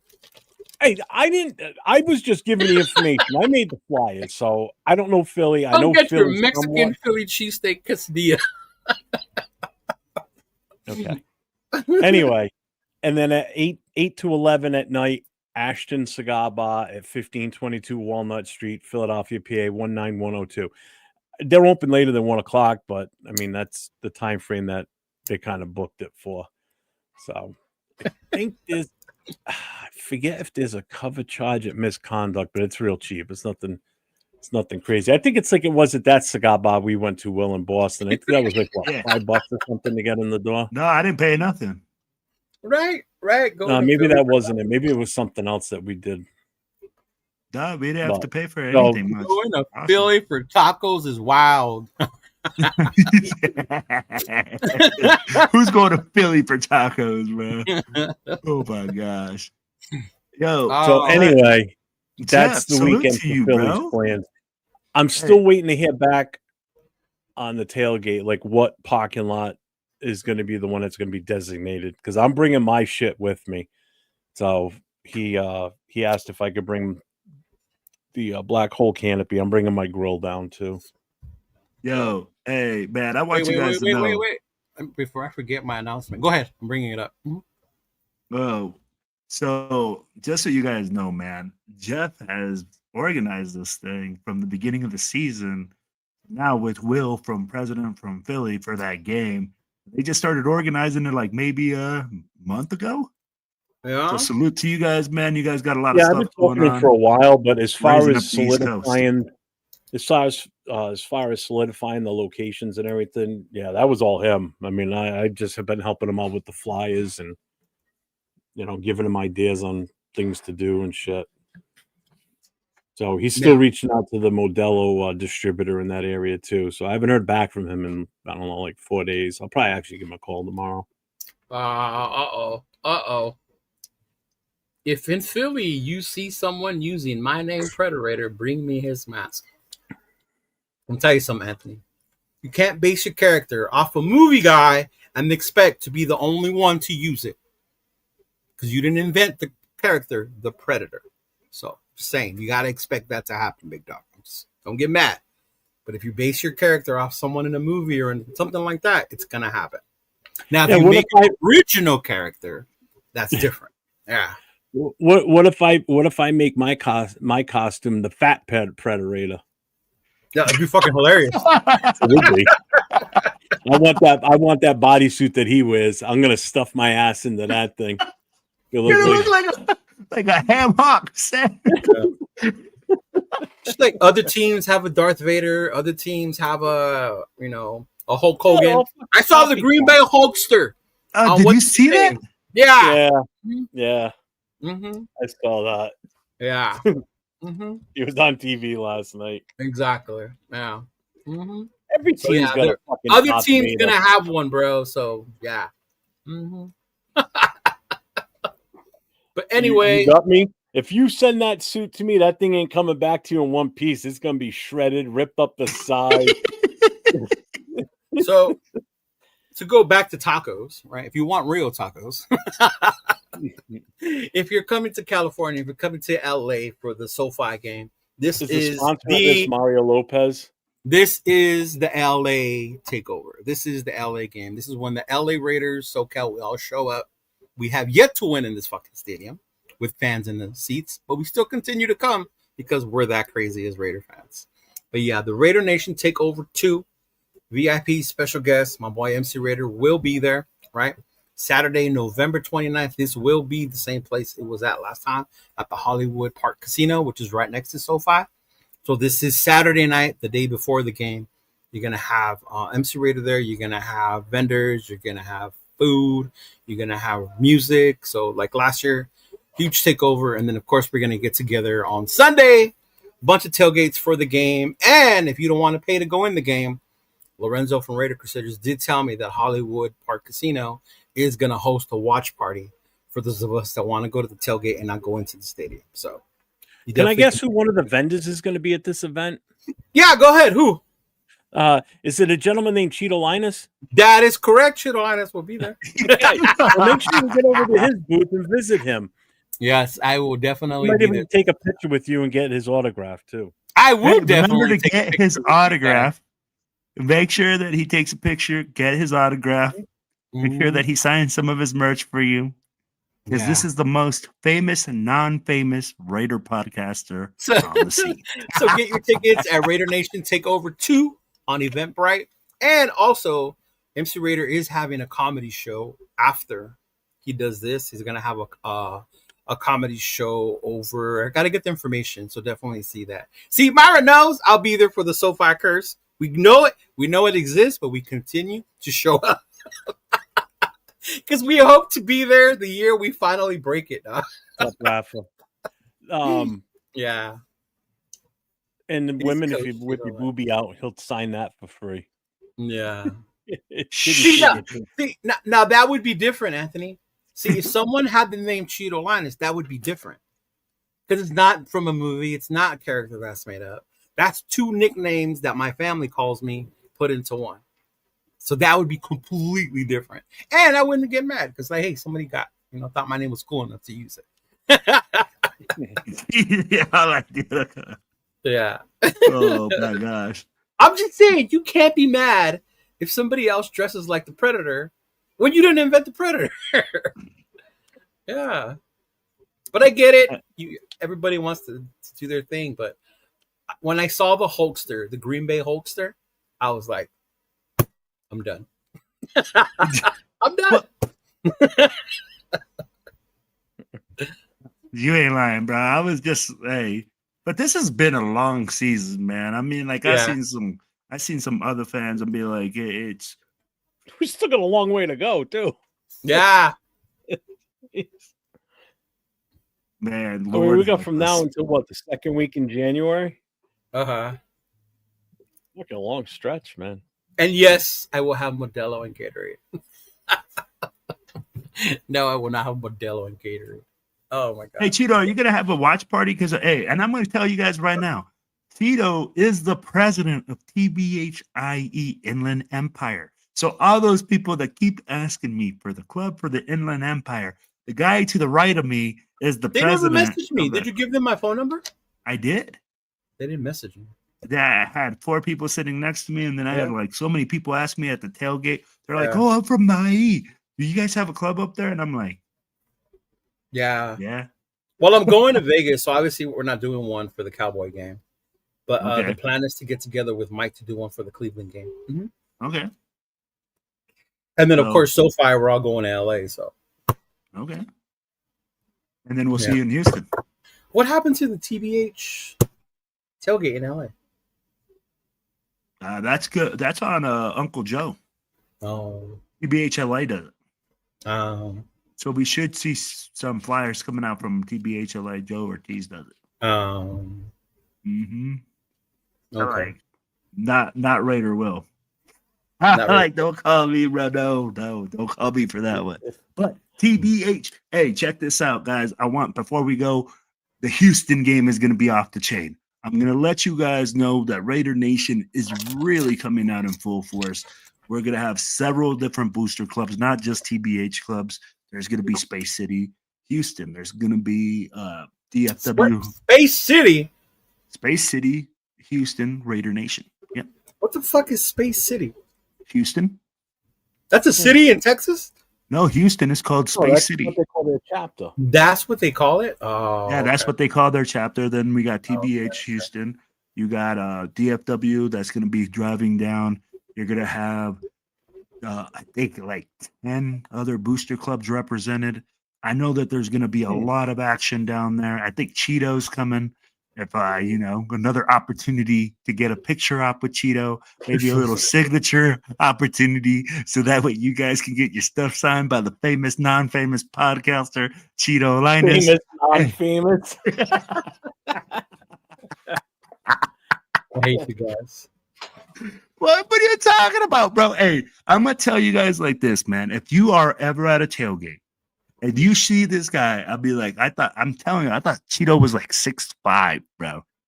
Because there's people like, oh, that's Cheeto. Oh, I know that guy from the podcast. Oh, that's Cheeto Linus. And I'm like, I'm looking, man, and I'm looking high. I'm like, I like stretched out and everything. Oh yeah, that's facts. That's facts right there. Cheeto, that's facts.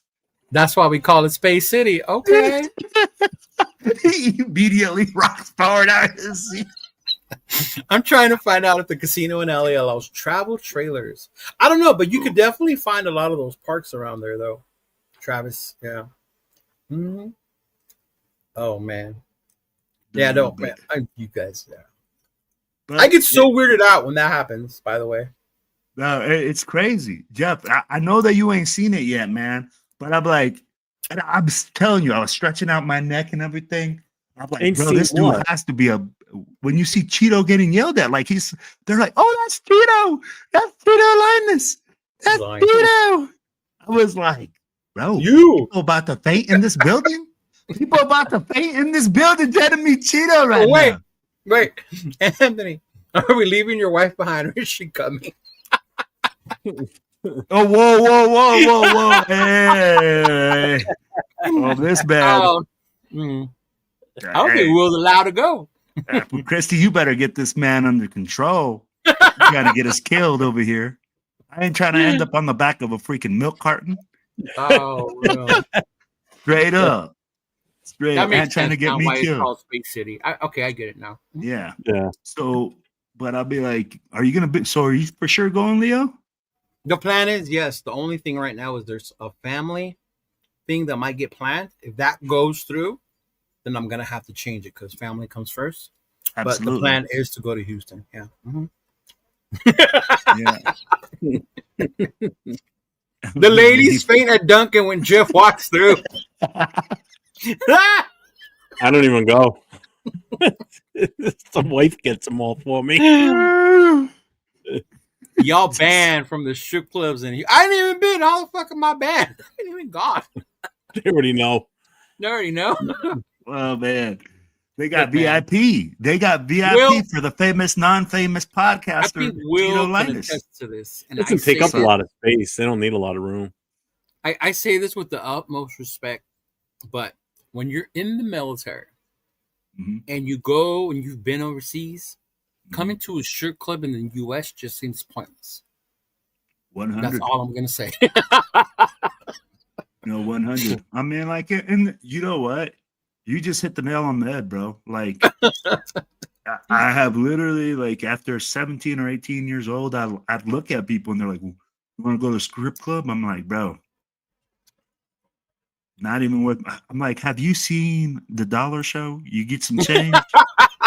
See the banana show? No. Oh man, the ping pong balls. The ping pong balls. I be like, bro, I seen everything. I'll be like, bro, I've seen dollars squirt out. Lollipops, ping pong balls, lit candles. Oh yeah. I saw a booter get the damn lollipop out of her and then put the lollipop in his mouth. Mm-hmm. I've seen that done too. Bro, I seen that done. See, Myra says strip clubs in the Philippines are. It's on a different level, bro. It's on a different level. The donkey show. Yeah. Mm-hmm. The donkey show. Those are in TV. The donkey show's too much, man. That's too bad. Oh, dude, that's too hardcore. You going extra right there. But yo, hey, fellas, before we get out of here, let me get your thoughts on this next game. What do you guys think that needs to happen? What do you guys expect to see? Oh man. Honestly, with this team, it's hard to even tell. You go from an offense explosion that we had against Jacksonville to only being able to score 7 and have absolutely no offense against Denver. From the week before, having 0 effort against Kansas City, and then now you're on Monday night, you're on prime time. They just fired the special teams coach. I don't even know what to expect, bro, because Dallas just came off a horrible loss against Arizona. Right? So it's like, I honestly don't know what to expect. No. A shootout can happen because their defense can completely suck. Their offense is good where it can exploit. Well, they got no Diggs is out, so there's one guy in the secondary out already. Yeah, but we've seen that don't matter. Shit, we don't have anyone to throw it to besides Brock. There you go. Denver had no Surtain. No. Yeah. The guy that shut Brock down last week, they shut Brock down ourselves. We did that. Yeah, it was a lot of the blanket coverages. I saw it. You could tell. Mm-hmm. They bracketed him. Denver was like, we're going to take this guy away. We dare you to throw it, If you do, we're going to pick it off. Y'all got to find somebody else. Mm-hmm. But I will say this, and I don't mean this to be a hater, but if you're going to Vegas this weekend, be prepared. Be prepared for it to be a Dallas takeover. Yep. Those motherfuckers are going to outnumber us. Those motherfuckers are going to show up and be louder than us. You better get back to back.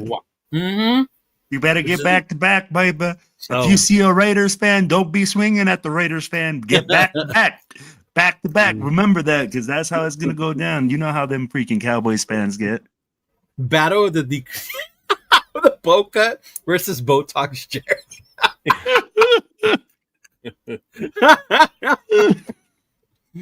Oh, man. Mm-hmm. Yeah. No, but I'm going to tell you like this. Mm-hmm. Hey, if this game gets to be an ugly game, hey. Ugly how? Like ugly no. Yeah, it can be ugly. Like ugly like last week. Like no defense. No, like ugly like last. Like we got to make it into a slugfest. I don't believe that the Raiders can win this game if we go into say it, hey, we're going to score 28 points. I'll see you there, Paul. That's not going to happen.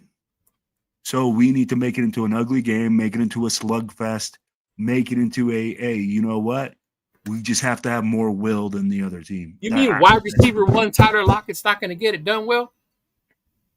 You mean 5 catches for 43 yards and you consider that a number 1 receiver? That was James. I love you. James, I love you. But, dude, this is the problem. We all said, right, that Tyler Lockett coming in and being the number 1 receiver, and he was like, oh, he's going to be the number 1. It's not a good thing. 5 catches for 43 yards is not receiver 1 numbers. And I don't care. At the end of the day, to say, hey, Jacoby wasn't the number 1, and he wasn't getting these skyrocketed numbers. He wasn't getting 5 catches for 43 yards either. Don't have the yak. He doesn't have the ability to get the yak no more. Yeah, exactly. So let's just be real with it, man. We are devastated at the receiver position. We are devastated at every position. And right now, we're just trying to fight to keep going. He said Will versus Cheeto on Madden. 26 done. Live stream. Hey, what Watch up, it on Steven? Twitch. Up, Watch it brother? How on you doing? Twitch. He said, my wife's a Cowboy fan, and it's our anniversary, so I'm set up for failure. Damn. Oh, Yo, shit. who's that? Big luck. Big luck. Mm-hmm. Oh, man, I've been there, bro. Been there.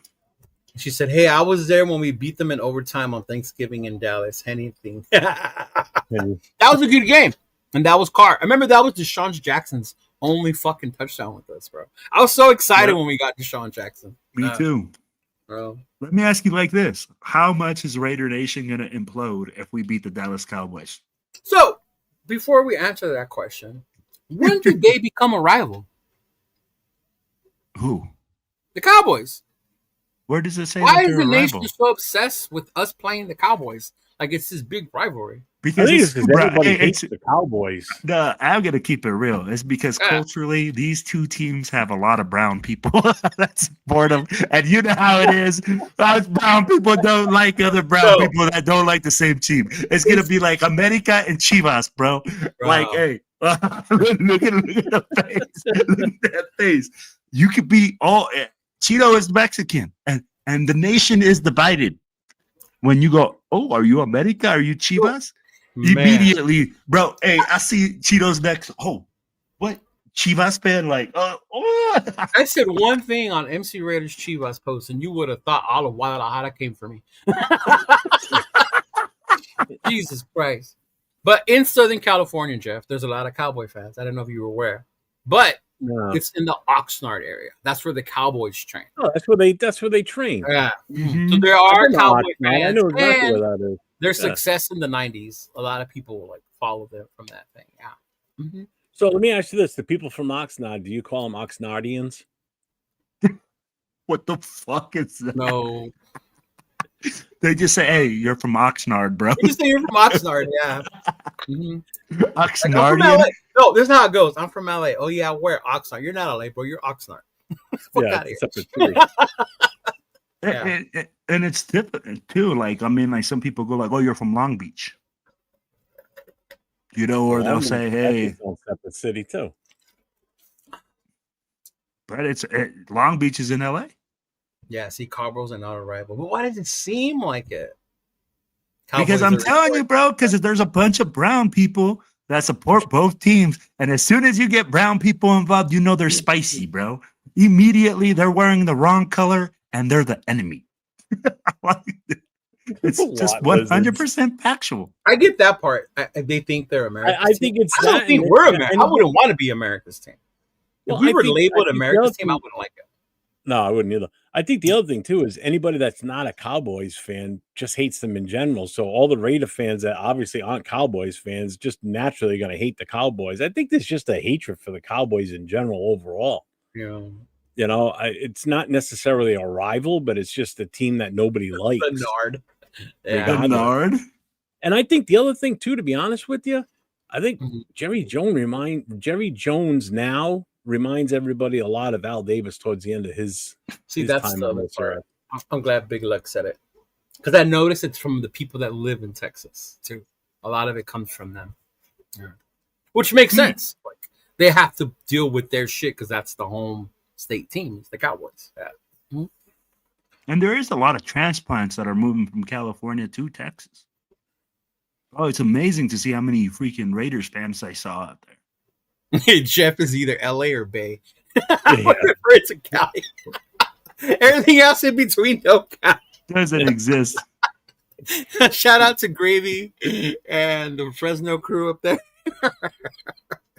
But everything else in the middle don't count.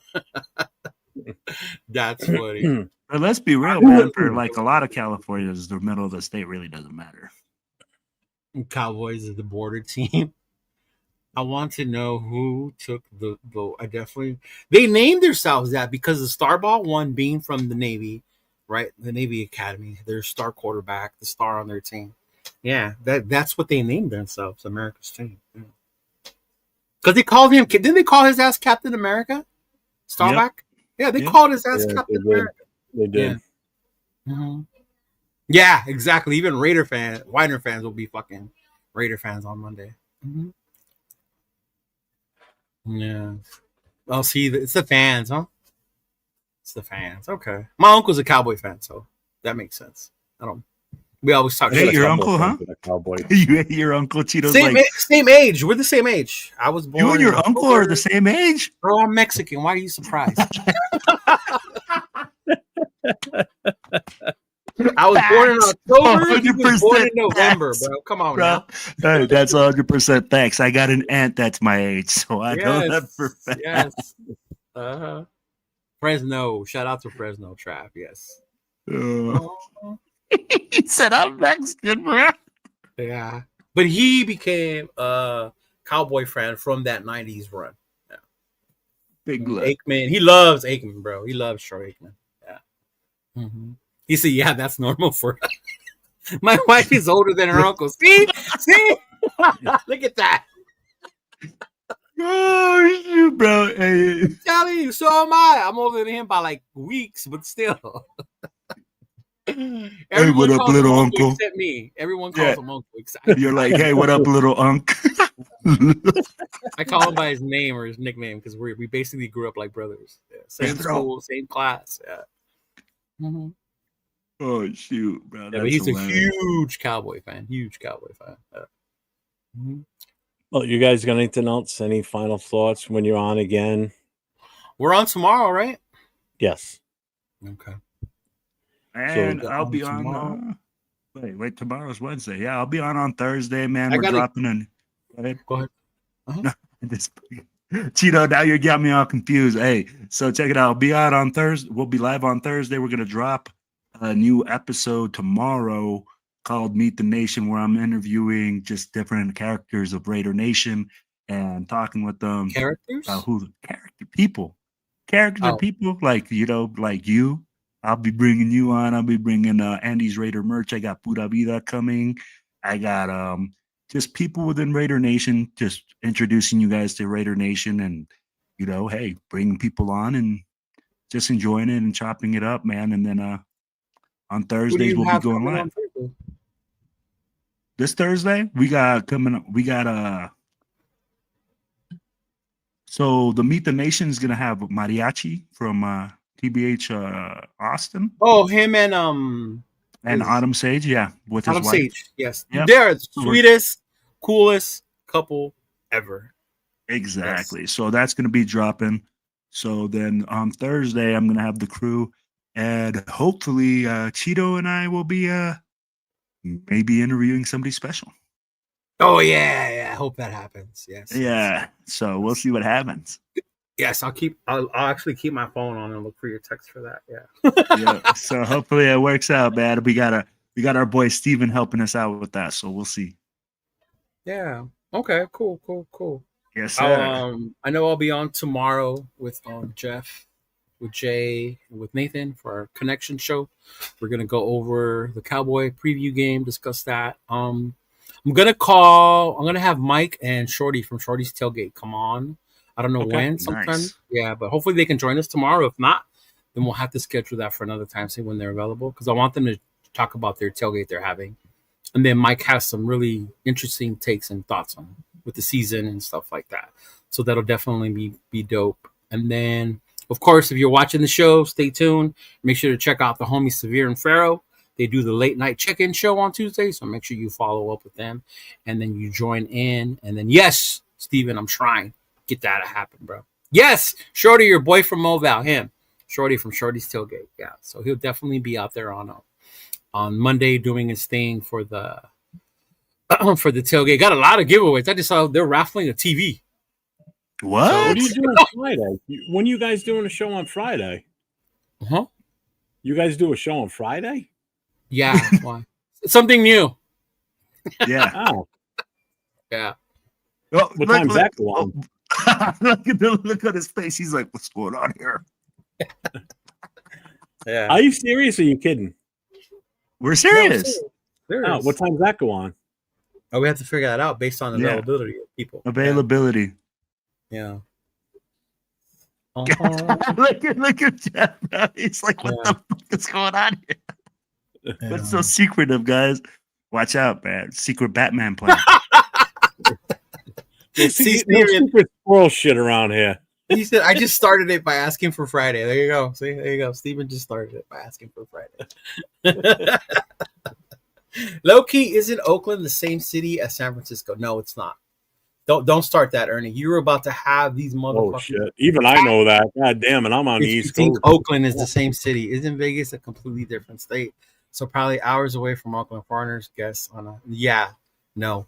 Oakland and San Francisco are in the same state, but they are two completely different. Look at my no.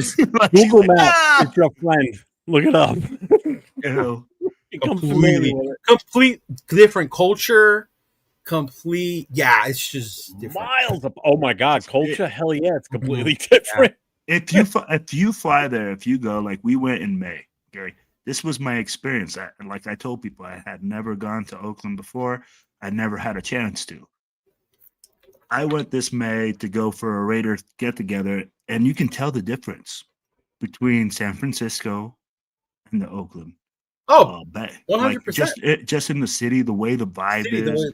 I'd be like the way that people act, and I mean, like it's a little bit rougher in Oakland. the trolley that goes up and down all these hills. The wharf, Oakland is just it's way different. Yeah.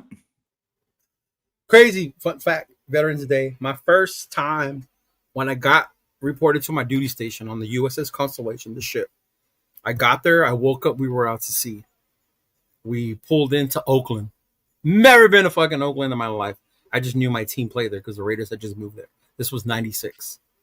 We were in Oakland. I was like, what the fuck is this? Got on, took the train because I was with the older Navy dudes to San Francisco. Got out of the train. It was like a whole nother fucking place when I walked around San Francisco. So in Alameda. That's where we were. My Alameda is where we would go into. And then we went into San Fran for Fleet Week or whatever. But two completely different places. Geographically, it looks like the same location. So I understand, Ernie, where you would get the confusion. But it's just two completely different cultures, vibes, lifestyles. Yeah. Mm-hmm. Yeah. Welcome to the Bay, indeed. Yeah. They actually invited me to my first game in Oakland. I went to go see the Lions against the Raiders when the Lions had Barry Sanders. Yep. Oh, so you got to see him play too, huh? Yes. I got to see him. That's the only non-Raider game I ever went to in New England was because they were playing the Lions. And a buddy of mine who has season tickets says, "Hey, do you want to go tonight? It's a preseason game." I said, "Who are they playing again?" He goes, "The Lions." I'm like, "Yeah." Mm-hmm. So I saw Barry out there for like one series. I'm like, I'm good. I got to see him touch the ball and run on the field. As a Barry fan, it was cool. As a Raider fan, it was stressful awesome. Because every time he touched that ball, we held our fucking breath. It was like, oh, okay, they got him. Yeah. Mm-hmm. They don't make them like him anymore, that's for sure. No. Yeah, but that's right. I remember I woke up, we were in Oakland, Alameda. These guys that had been there, like, hey, you like football? I was like, yeah, I'm a Raider fan. Like, you want to come with us? And I was like, okay. And I went with them. Yeah. It was cool. Mm-hmm. So I guess I'm a real Raider fan because I went to Oakland.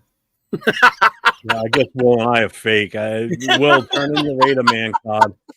We're done. I know. They were like, obviously, I didn't cut the cheese, man. That's why I'm just the backup singer here. You know, Cheeto's the lead. Well, you have to base it on games that you've actually physically gone to that weren't Raider fields. So that means I'd have to be a Bills, a Patriots, or a Giants fan. So because I've only been because you go to what to call it, right? Near you, to the Jets, right? You're going next year, right? When we play the Jets. Yeah. Yep. Yeah, we got with 2 East Coast trips again next year, Patriots and the Jets. I'll be there for the Jets game. Just so you know, Jeff. And I want to go. And I'm planning on make going. room for me. And I'm planning on going. Coming to Oakland, and I can't wait for that. I'm psyched for that. Myra, why would I told you I was in the Navy, so I was wearing it. You know what? My first time in Oakland, no, I didn't come in a costume. I know what you mean now. I know exactly what you mean now. No. No. Yeah, he was in his full. What is it? Your full whites or what is it? What are your? So uniforms? I only did that once. So Fleet Week, they want you to be out there in your whites to promote the military. So if you wanted to get off the ship early, you had to get out in your uniform that first day. If not, you had to wait till the nighttime before. No, not a unitary before they let you out. I didn't want to, but my homie Bobby, rest in peace, Bobby, convinced me. Come with me. We'll go out like stuff. That way we can get out early. I don't want to go out by myself. So we went. Man, we ended up in this bar. Mind you, Bobby looked like John Travolta. He kind of had that vibe. He was from New York. When I tell you we did not pay for one fucking drink in that bar because we were in our uniforms, bro. Yo. So we were in San Francisco, so I'm just saying, but still, nonetheless, we had a lot of fun that first day. Yeah. Uh-huh. I didn't experience that until I got back from my first deployment, right? And I'm 19 years old, just come back from like my first combat tour. And I go to the freaking liquor store and I just hand this guy my ID. I'm in all uniforms and I'm like, fuck, man, maybe this guy, he's like, he just looks at it. He knows I'm underage, doesn't even give a fuck. Hands it back to me. He's like, hey, son, freaking go grab yourself another case on me. Really? Oh, that's dude. Cool. Like, yeah. Right? I was like, man, I'm like, I really didn't experience stuff like that until then. I was like, holy cow, bro. Like, it's different. Like, when they see people see you in uniform, they treat you so different. Yeah. Mm-hmm. Especially when you're young. Law enforcement. I got pulled over one time on expired tags. Yes, I'm Mexican. I had my arm like this without realizing, and the cop saw my tattoos. He's like, oh, you're military. I'm like, oh, yeah. So-and-so. What years? I told him. Oh, cool. Where you stationed? Oh, my brother, da-da-da-da. Let me fucking go. I was like, thank you, Jesus. Hey, man, you're lucky, bro. Usually when they pull me over, they're calling for backup. Hey, fucking, we need 3 motherfuckers here. Pull this fucking guy out. Yeah, no, it was definitely different when you go on in your uniform. Yeah. Even on your license plate, bro. Like I have my license plates. I don't have that one yet. Mm-hmm. Bro, that just helps you out a ton. I'd be like, it's incredible to see, and I mean, like, it's awesome. God. What does this fool say? Huh? He says, got some news that will make Raider Nation happy, or at least hopeful. We'll be dropping it on the Raider Report soon. Who? Your boy Mitchell Rents. Yeah, guys, but hey, guys, this is. Hey, I'm so tired of this clickbait shit, man. Every single time you turn around, it's like, hey, oh, this is gonna be no, man. Do what I do. I didn't know. I troll the fuck out of you directly. Did he text you on the side separately to you? You're that Hollywood now? No, it's his ex. I know. It's a joke. I'm not Jay. That's Jay. Remember?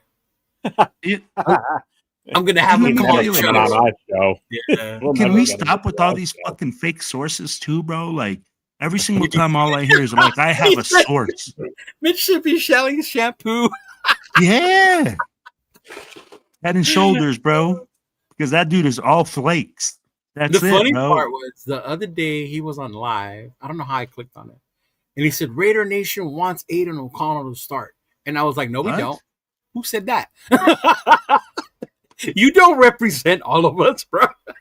Well, I for some reason it was the only Raider show on the other day, and I just clicked it on just to see what he was doing. And I'm watching this for a few minutes. I'm like, all this is him. He's like a monkey out there just trying to get people to give him money so he drinks a beer. That's all it is on this show. It's like he's doing his bang. I'm watching this shit. I'm like, what the fuck? I'm like, I should start doing that shit then. Just fucking, and I don't drink. It's like, oh God, well, for the next hour, it's $50 bangs. I'm like, what the hell? So you give him $50 right here. Drink some beer. Exactly what Bueno says. That's the part that irritates me. He took credit for the special teams coach getting fired. What's up, Not Bueno? Are you fucking kidding me? No, that's bro. That's Run the bang. clip, right? I want to see the clip. I want to see this fucking clip. No, we do not need to run. Hey, I'm gonna tell you guys right now. Mitchell Jets Renz, fan. bro. Hey, the guy is just a clickbait master. It's really sad that Raider Nation actually logs in and believes half his shit. He said, Jeff, do a bang and eat a calzone. Hey, I'm going to tell you guys right now on this chat, if you guys put in $50, Jeff will wear your jersey backwards. Oh, my God. If you send it into him, he'll wear your jersey backwards for a whole $50 for the. That's the stupidity. Just send me $5 and I'll for Dunkin' coffee. That's all. Yeah. Every $5 it's for a coffee. Jesus Christ. And I don't say that to be an asshole or hate on somebody, because being on this side of things, the YouTube universe is its own thing. If you want to maximize monetization and making money, that's the shit you kind of do. If you want to stay true to what you want to do, which is just talk Raider ball with other fans, right? And things of that, you're not going to make that bang money like that, right? So when it comes to it, I think 805 broke it down to me one day. It's not that it's the way he is. He's good at reporting shit, and that's it. Yeah. Mm-hmm. Hey, thank you, Anthony. Yeah. You mean he can read he can read right. lines. Yes. At the end of the day, man, what it is, guys, and I'll tell you guys, I'm always gonna keep it a buck.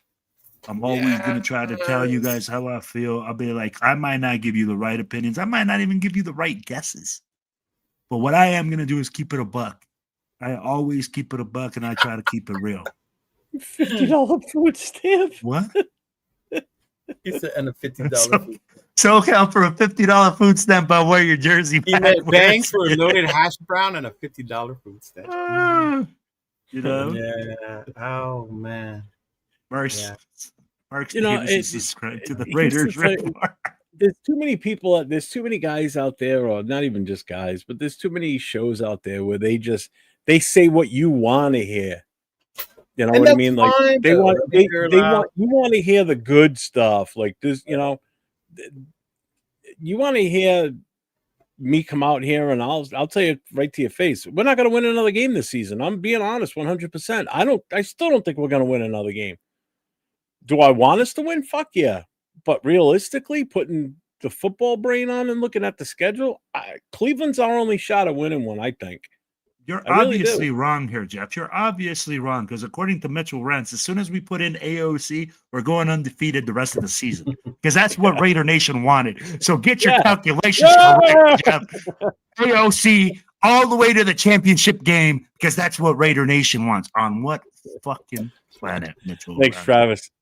Hey, and closed now, but I'll go out and get one tomorrow morning. It's not even like, not even being a hater. You could love Mitch and his shows. You can. But that doesn't mean that I have to.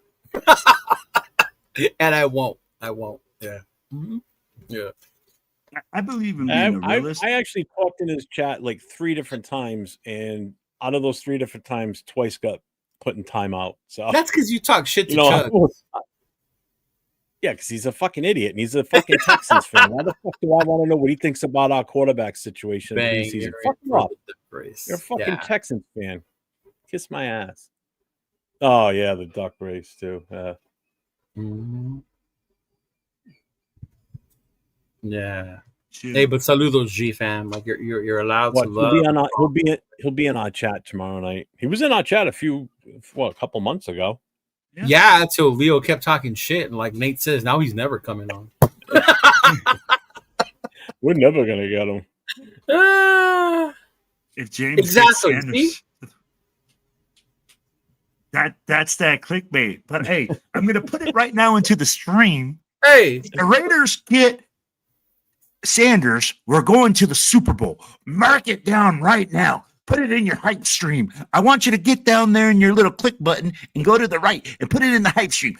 Guys, we need to get this to Raider Nation right now. And not the Super Bowl next year. We're going to win it this year. Laugh all you want, motherfuckers, but if we would have had him right now as an option, you'd be asking for him.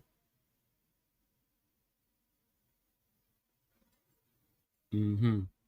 If we had drafted him in the 4th round, fifth, and he was on this team, based on what you've seen from Gino, the entire fucking nation would be asking Ryan? to put him in. Nope. No. Yeah. But here's the thing. I never wanted to draft him in the first place. Thank you, Ryan. Right, whether you wanted to or not. I'm not saying that's the point. I'm saying if they had, and shit went down the way it's gone down right now, and he was on that roster, you would be like, put the fucker in. The same way they're doing with it's like Steven said, the same way they're doing with Cat Miller right now. It's not a good thing, though. That's not a good thing. I didn't say it was. I'm just saying, though, the motherfuckers would be yelling and screaming for the same way they're doing for Cam Miller. Oh. Yeah.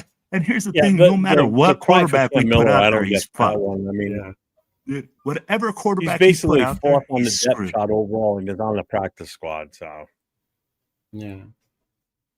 He said he's won like $1,500 to duck races. Isn't that like gambling then? Is that shit legal to do on YouTube? Yeah. I am going to be a hater. I'm going to go report him for gambling. Thank you, G-Fan. Oh, shoot. That sounds like gambling to me. Yes, sir. It's a donation. Right after reading my requirements, I know we're not supposed to do that. Yeah. Exactly. People are asking for Cam Miller, so of course they would. That's all I'm saying. That's all I'm saying. Stop with the madness, bro. I'm not even a Browns fan. No, but I've seen what Bill and Gabriel did on Sunday. I get it. I get what you're saying, but I'm like, bro, stop. Like, this is the insanity, bro. Yeah, I don't know. Bro, no matter who we put back there, it'd be chopped liver right now. I don't know. I'd be like, who are you going to put back there that you're going to tell me that's going to be successful as the quarterback of the Raiders right now? Josh Allen. Bro, Josh Allen would be taking so many hits. I don't know how many freaking games he would be lasting. Nah, I think it would be different. You don't give him enough credit. Bro, 6 sacks. Yeah. Hey, Joe Burrow's going to be back around Thanksgiving, it looks like. The crazy part, and they're not that, because the Steelers are what, 5-4, and they're leading the division. They're only like 2 games out. Yeah, imagine that. Fucking Joe Burrow comes back, and Cincinnati go. They almost made the playoffs last year.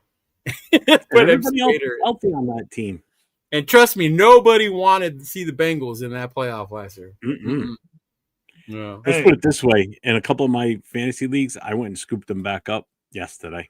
I got something for Raider Nation. I got a hot ticket right now. The Raiders are going to trade for Joe Burrow, and they're going to acquire him in the offseason. Just letting you guys know right now, Joe Burrow's been confirmed Raider, and he's going to come save Raider Nation next year. The crazy part is you say that now, people will forget the trade deadline's down past. And maybe people really can go get him. Well, let's go trade for him now. Deadline was like a week and a half ago, so no. All right. Aaron Rodgers is the next savior for the Raiders. He's coming from the Steelers next year. Maybe not right now, but if we would have got A-Rod instead of a long time ago. Garoppolo? Was it Garoppolo that we ended up with? Garoppolo. Yeah, that would have been different. A-Rod instead of Jimmy, that would have been different. It would have been different. That would have been different, but A-Rod now? Oh yeah, no, he would have He would have been just like Tay. Get me the fuck out of here. They're about to kill me. I got another hot ticket. Tom Brady's going to come out of retirement, and he's going to save the Raiders. New free agent quarterback signing tomorrow next week. 2 more years away from being a first ballot Hall of Famer. He ain't giving that up. He wants to be that first time. There are 2 things Raider Nation needs to understand.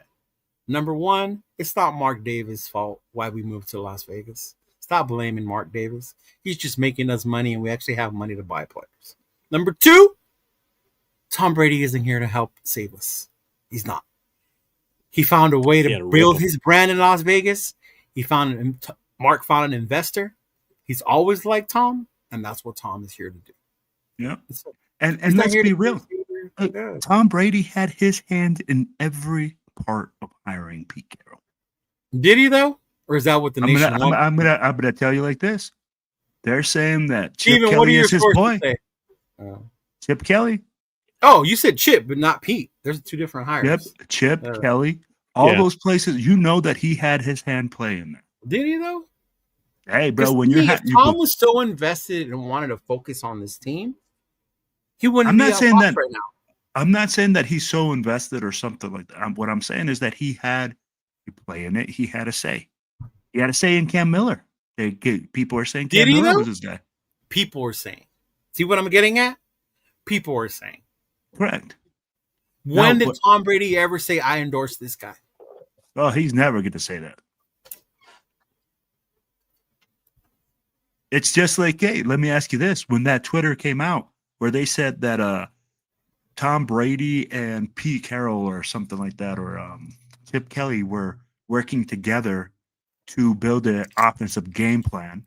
And then the next thing you know, the NFL took it down. You know, are you telling me, do you think that Tom has no say in whatsoever what the Raiders do? No. Is that how you feel? Yeah. That's all media speculation. Mm-hmm. Shit people like to do to get people to talk, just like the Cam Miller thing you said right now. Okay. So you feel like Tom had no say, no nothing on any of these hires? Yo, ask him. That's it. He'll say, yeah, no, whatever, but it's not his decision. Go ask him. Mark will be like, hey, Tom, right back. You know this guy. Nothing deep, nothing like he's in the room with him. Yeah. Hey, were you the one that hired Chip Kelly and no. And Pete Carroll? No. Oh, you did? Okay, thanks. Yeah, you did.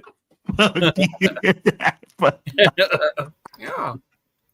No, I really don't. Mm-hmm. Get Mark on the phone right now, Jeff. Get him back on the phone. I want to know why he gets his fucked up haircut from.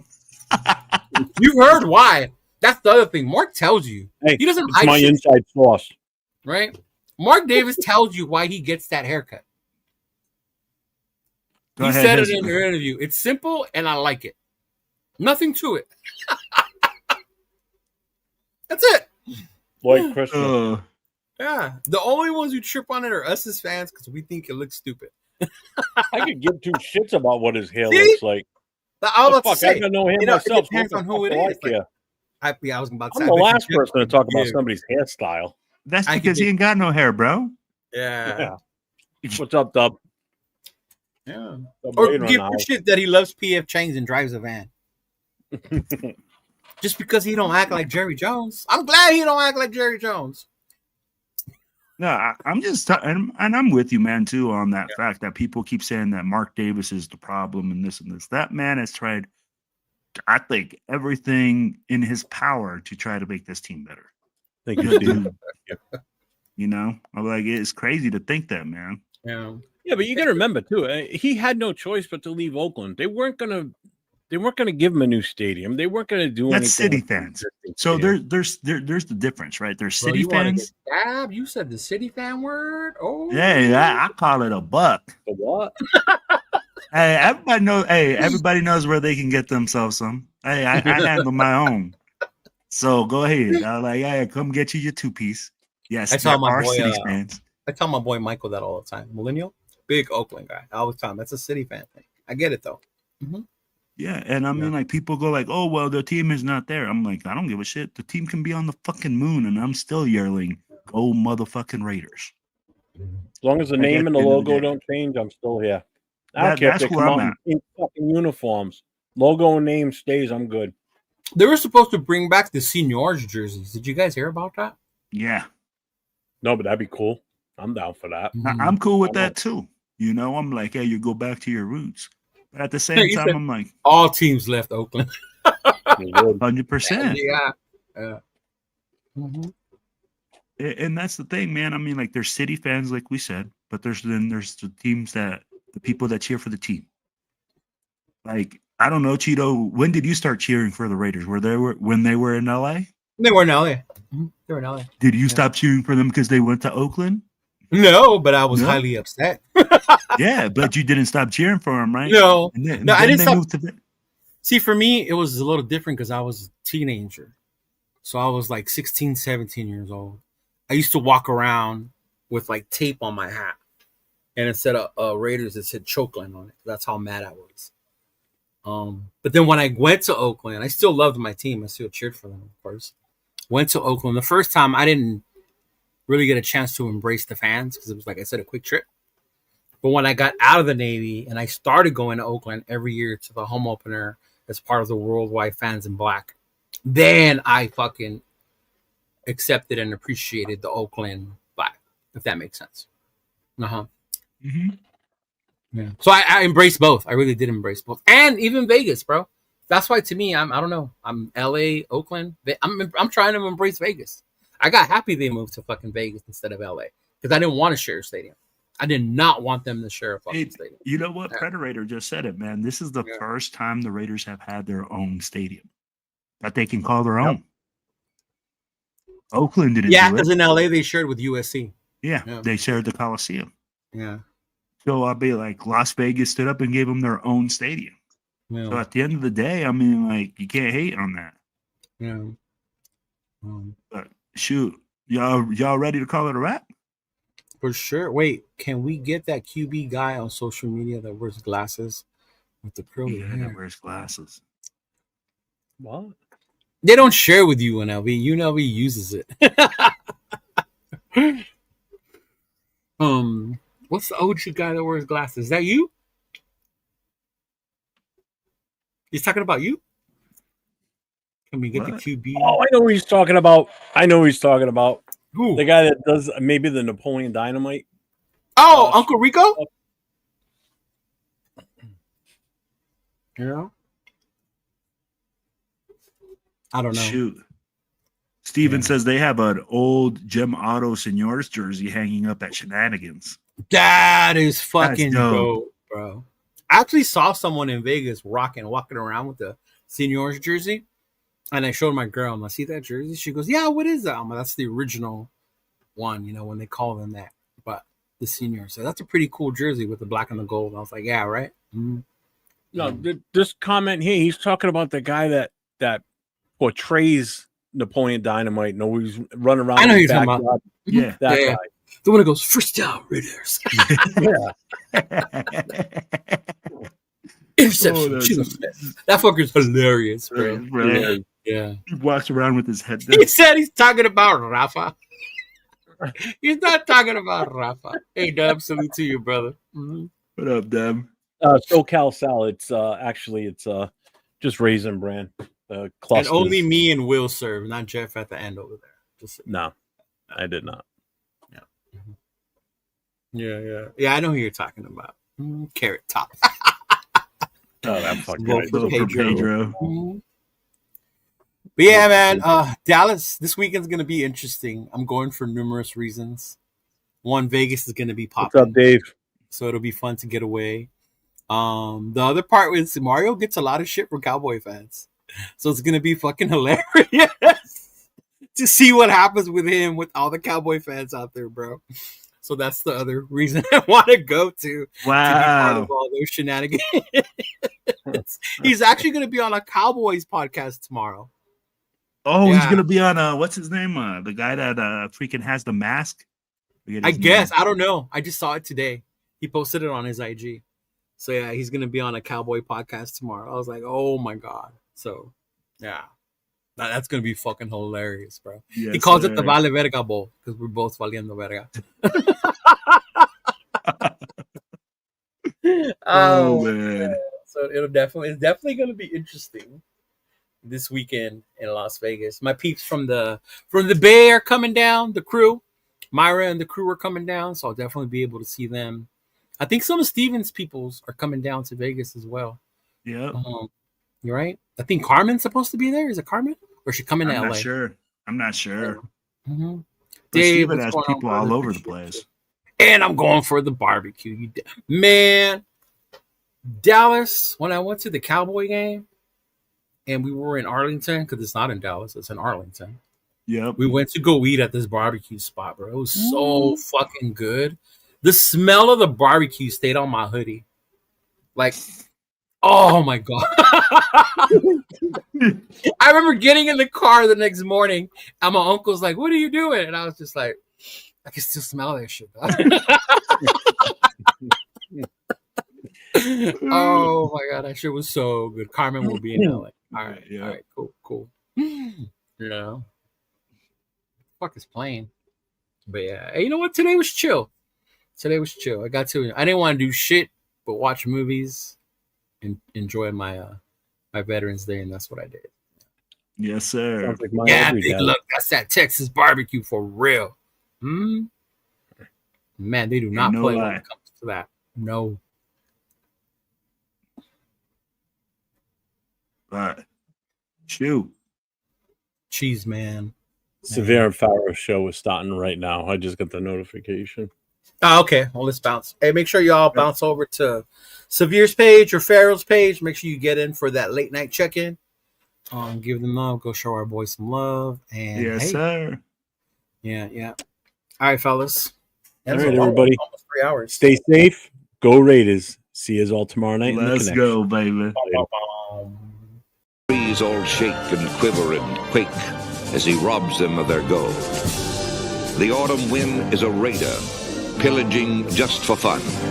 He'll knock you round and upside down and laugh when he's conquered and won.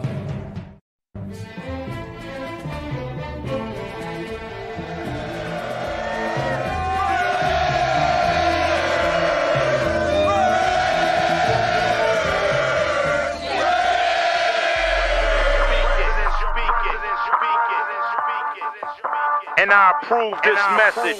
Oakland Raiders, Oakland Raiders, Oakland Raiders. Just win, baby, win, baby, win, baby. We are the Oakland Raiders, Oakland Raiders, Oakland Raiders. Just win, baby, win, baby, win, baby. Don't need no invitation. We are that Raider Nation. We rock that black and silver. We make them shake and shiver. We make them reconsider.